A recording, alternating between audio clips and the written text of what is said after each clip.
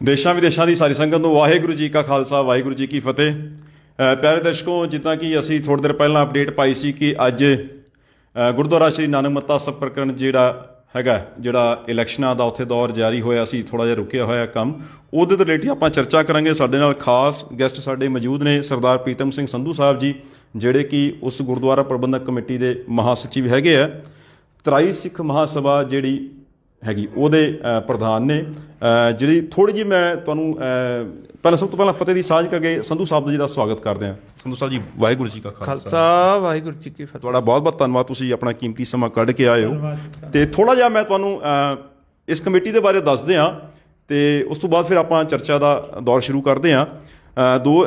1997-98 ਵਿੱਚ ਜੇ ਇਲੈਕਸ਼ਨ ਹੋਏ ਸੀ, ਉਸ ਤੋਂ ਬਾਅਦ ਉੱਥੇ ਰਿਸੀਵਰ ਨਿਯੁਕਤ ਸੀਗਾ ਗੁਰਦੁਆਰਾ ਨਾਨਕ ਮੱਤਾ ਕਮੇਟੀ ਵਿੱਚ। ਫਿਰ 2008 ਤੋਂ ਤਰਾਈ ਸਿੱਖ ਮਹਾਸਭਾ ਨੇ ਬਹੁਤ ਵੱਡਾ ਟੀਚਾ ਮਿਥਿਆ ਕਿ ਉੱਥੇ ਕਮੇਟੀ ਬਣਨੀ ਚਾਹੀਦੀ ਹੈ ਸੰਗਤ ਦੀ, ਅਤੇ ਇਹਨਾਂ ਨੂੰ 8/9/2016 ਤੋਂ ਇਹ ਜਿੱਤੇ ਹਾਈ ਕੋਰਟ ਵਿੱਚ ਆਦੇਸ਼ ਹੋਇਆ। ਫਿਰ ਉੱਥੇ ਸੰਗਤ ਦੀ ਜਿਹੜੀ ਚੁਣਿੰਦਾ ਕਮੇਟੀ ਬਣੀ ਹੈ 21/12/2016 ਨੂੰ ਬਣੀ। 16 ਤੋਂ ਇਹ ਜਿਹੜੀ ਕਮੇਟੀ ਬਣੀ ਹੈ, ਜਿਹਦੇ ਵਿੱਚ 1.5 ਸਾਲ ਜਿਹੜੇ ਪ੍ਰਧਾਨ ਰਹੇ ਨੇ ਸਰਦਾਰ ਜਸਵਿੰਦਰ ਸਿੰਘ ਗਿੱਲ, ਉਸ ਤੋਂ ਬਾਅਦ ਜਿਹੜੇ ਨੇ ਸਰਦਾਰ ਸੇਵਾ ਸਿੰਘ ਜੀ ਉੱਥੇ ਪ੍ਰਧਾਨ ਰਹੇ ਨੇ, ਅਤੇ ਸਾਡੇ ਕੋਲ ਸੰਧੂ ਸਾਹਿਬ ਜਿਹੜੇ ਨੇ ਉਹ ਉੱਥੇ ਦੇ ਮਹਾਸਚਿਵ ਹੈਗੇ ਆ। ਆਪਾਂ ਚਰਚਾ ਦੌਰ ਸ਼ੁਰੂ ਕਰਦੇ ਹਾਂ। ਜਿਵੇਂ ਕਿ ਹੁਣੇ ਮਾਮਲਾ ਬੜਾ ਜ਼ਿਆਦਾ ਗਰਮਾਇਆ, ਅਖਬਾਰਾਂ ਵਿੱਚ ਵੀ ਆਇਆ ਕਿ ਕਮੇਟੀ ਜਿਹੜੀ ਇਲੈਕਸ਼ਨ ਉਹ ਸ਼ੁਰੂ ਹੁੰਦਾ ਹੈ ਅਤੇ ਫਿਰ ਵਿਵਾਦਾਂ ਵਿੱਚ ਖਟਾਈ ਵਿੱਚ ਕੰਮ ਪੈ ਜਾਂਦਾ ਹੈ। ਸੰਧੂ ਸਾਹਿਬ ਨੂੰ ਪੁੱਛਦੇ ਹਾਂ, ਆਖਰ ਕਾਰਨ ਕੀ ਹੈ, ਕਿਉਂ ਇਲੈਕਸ਼ਨਾਂ ਦੇ ਵਿੱਚ ਰੁਕਾਵਟਾਂ ਪੈਦਾ ਹੋ ਰਹੀਆਂ ਨੇ, ਕੌਣ ਹੈ ਜੋ ਕਿ ਇਲੈਕਸ਼ਨ ਨਹੀਂ ਕਰਾਉਣਾ ਚਾਹੁੰਦਾ? ਕਿਉਂਕਿ ਸੰਗਤ ਦੀ ਵੇਖੋ ਨਾ, ਸੰਗਤ ਦੀ ਬਹੁਤ ਜ਼ਿਆਦਾ ਉਹਦੇ ਉੱਤੇ ਜਿਹੜੀ ਹੈ ਇੱਕ ਆਪਾਂ ਕਹਿ ਸਕਦੇ ਤਾਣ ਹੈ ਕਿ ਸਾਡੇ ਇੰਨਾ ਵੱਡਾ ਪਲੇਟਫਾਰਮ, ਉੱਤਰ ਭਾਰਤ ਦਾ ਸਭ ਤੋਂ ਵੱਡਾ ਪਲੇਟਫਾਰਮ ਹੈ, ਉੱਥੋਂ ਆਖਰ ਕਿਉਂ ਨਹੀਂ ਹੁਣ ਇਲੈਕਸ਼ਨਾਂ ਹੋ ਰਹੀਆਂ? ਸੰਧੂ ਸਾਹਿਬ ਜੀ, ਸਭ ਤੋਂ ਪਹਿਲਾਂ ਦੁਬਾਰਾ ਆਪਾਂ ਸਾਂਝ ਕਰਦੇ, ਵਾਹਿਗੁਰੂ ਜੀ ਖਾਲਸਾ ਵਾਹਿਗੁਰੂ ਜੀ ਕੀ ਫਤਿਹ। ਆਖਰ ਕਿਉਂ ਇਲੈਕਸ਼ਨਾਂ ਦੇ ਵਿੱਚ ਦਿੱਕਤਾਂ ਆ ਰਹੀਆਂ ਨੇ, ਕਾਰਨ ਕੀ ਹੈ?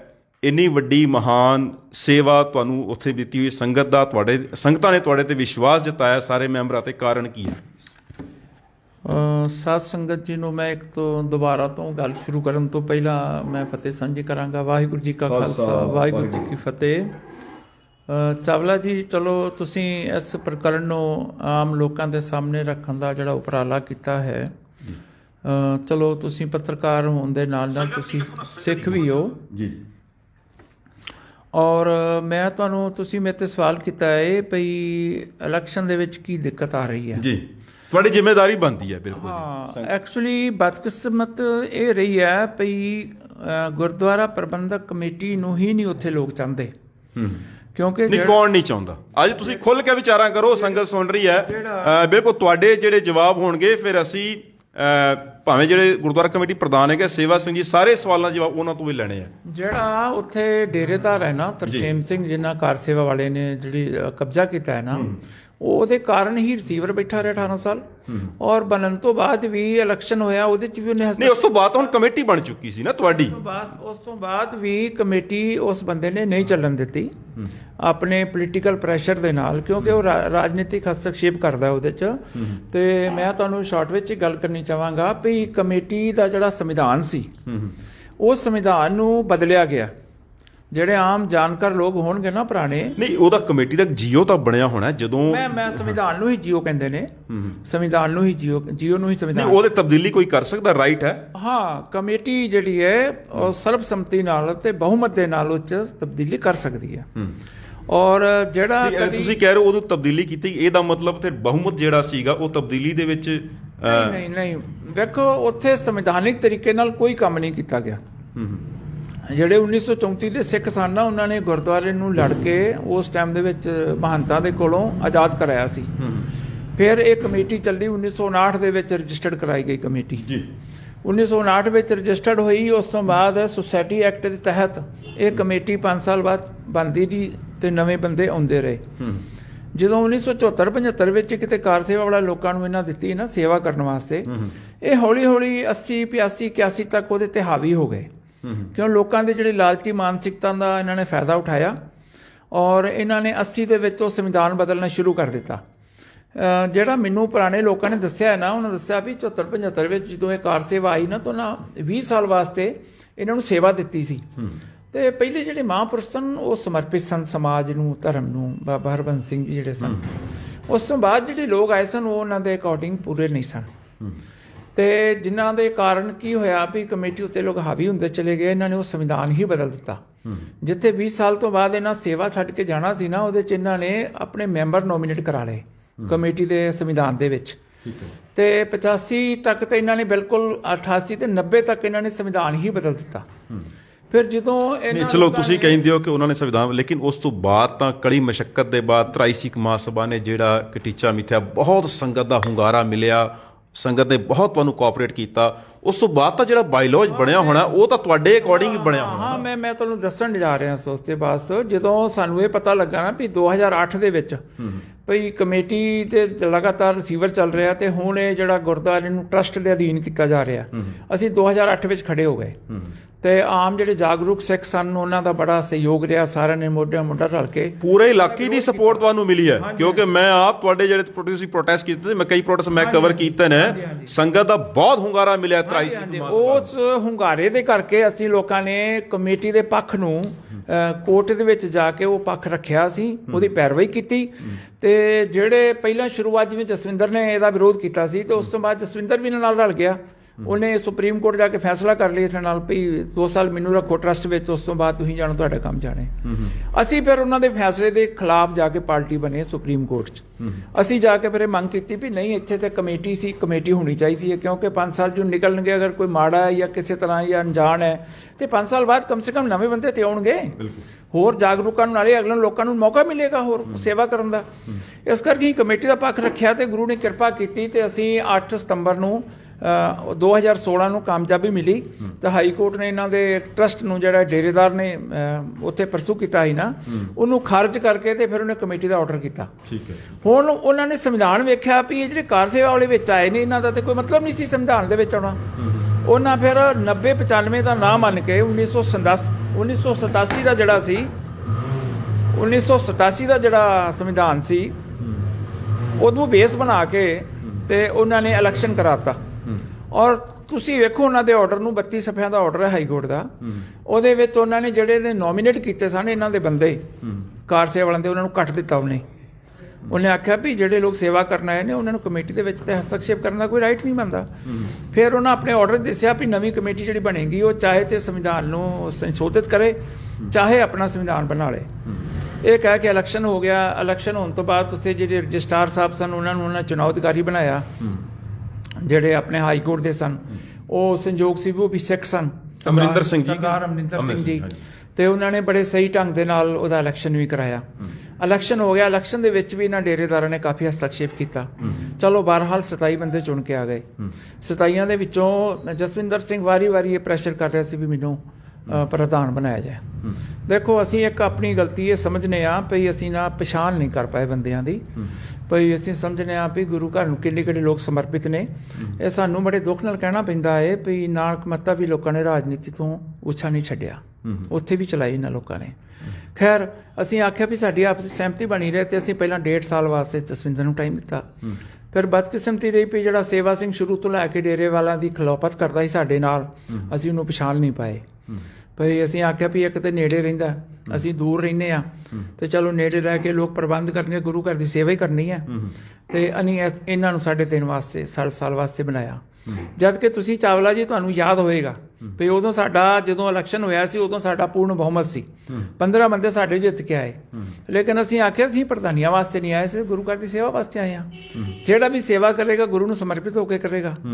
ਉਸ ਤੋਂ ਬਾਵਜੂਦ ਵੀ ਜਿੱਦਣ ਅਸੀਂ ਸੇਵਾ ਸਿੰਘ ਜੀ ਨੂੰ ਬਣਾਉਂਦੇ ਆ, ਉਦੋਂ ਵੀ 15 ਬੰਦਿਆਂ ਦੇ ਸਾਈਨ ਕਰਕੇ ਅਸੀਂ ਦਿੱਤੇ ਨੇ ਮੇਰੇ ਨਾਲ ਦੇ ਨੂੰ। ਉਸ ਤੋਂ ਬਾਅਦ ਸੇਵਾ ਸਿੰਘ ਵੀ ਉਹਨਾਂ ਦੀ ਝੋਲੀ ਵਿੱਚ ਜਾ ਕੇ ਪੈ ਗਿਆ। ਇਹ ਹੋਣਾ ਉਸ ਤੋਂ ਬਾਅਦ ਕੀ ਹੋਇਆ ਵੀ ਇਹਨਾਂ ਚੀਜ਼ਾਂ ਦੇ ਤੁਹਾਡੇ ਕੋਲ ਇਹਨਾਂ ਚੀਜ਼ਾਂ ਤੁਹਾਡੇ ਕੋਲ ਸਬੂਤ ਹੁੰਦੇ ਨੇ ਕਿ ਬਿਲਕੁਲ ਉਹ ਬਈ ਮੰਨ ਲਓ ਉਹ ਤੁਸੀਂ ਕਹਿੰਦੇ ਹੋ ਕਿ ਡੇਰੇਦਾਰਾਂ ਦੇ ਵਿੱਚ ਰਲ ਮਿਟ ਗਿਆ, ਕੀ ਐਵੀਡੈਂਸ ਵਗੈਰਾ ਕੀ ਹੈਗਾ? ਕੀ ਦੇਖੋ, ਕਮੇਟੀ ਚੱਲਦੀ ਹੈ ਸੰਵਿਧਾਨ ਦੇ ਨਾਲ। ਜੇ ਸੰਵਿਧਾਨ ਦੇ ਨਾਲ ਅਸੀਂ ਸਾਰੇ ਸਿੱਖ ਚਾਹੁੰਦੇ ਹਾਂ ਵੀ ਸਾਡਾ ਸੰਵਿਧਾਨ ਠੀਕ ਬਣੇ ਔਰ ਉਹਦੇ ਨਾਲ ਸਹੀ ਚੱਲੇ, ਉਹ ਸਿਸਟਮ ਨਾਲ ਚੱਲ ਸਕਦਾ। ਤੇ ਇਹਨਾਂ ਨੂੰ ਸੰਵਿਧਾਨ ਦੇ ਅਕੋਰਡਿੰਗ ਕੰਮ ਕਰਨੇ ਚਾਹੀਦੇ ਹਨ। ਹੁਣ ਤੁਸੀਂ ਸੋਚੋ ਵੀ ਸੰਵਿਧਾਨ ਦੇਖੋ ਐਵੇਂ ਨਾ ਮੇਰੀ ਨਹੀਂ ਇੱਕ ਸੈਕਿੰਡ ਰੁਕੋ, ਹੁਣ ਇਸ ਤਰ੍ਹਾਂ ਦਾ ਕੋਈ ਨਿਚੋੜ ਨਹੀਂ ਨਿਕਲੇਗਾ।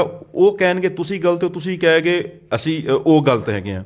ਲੇਕਿਨ ਇੱਕ ਜਿਹੜਾ ਢਾਂਚਾ ਬਣਿਆ ਹੋਇਆ ਕੋਰਮ, ਮਤਲਬ 27-28 ਮੈਂਬਰਾਂ ਜਿਹੜੀ ਕਮੇਟੀ ਬਣੀ ਹੋਈ ਹੈ, ਇੱਕ ਉਹਦੇ ਨਿਯਮ ਬਾਇਲੋਜ ਸਾਰਾ ਬਣੇ ਹੋਣੇ ਹੈ, ਠੀਕ ਹੈ। ਉਹ ਅਗਰ ਤੁਸੀਂ ਉਹਦੇ ਆਧਾਰ ਤੇ ਨਹੀਂ ਫਿਰ ਵੀ ਇੱਕ ਢਾਂਚਾ ਤਾਂ ਬਣਾਇਆ ਹੋਇਆ ਨਾ। ਬਹੁਤ ਅੱਛਾ ਸਵਾਲ ਤੁਸੀਂ ਕੀਤਾ ਚਾਵਲਾ ਜੀ।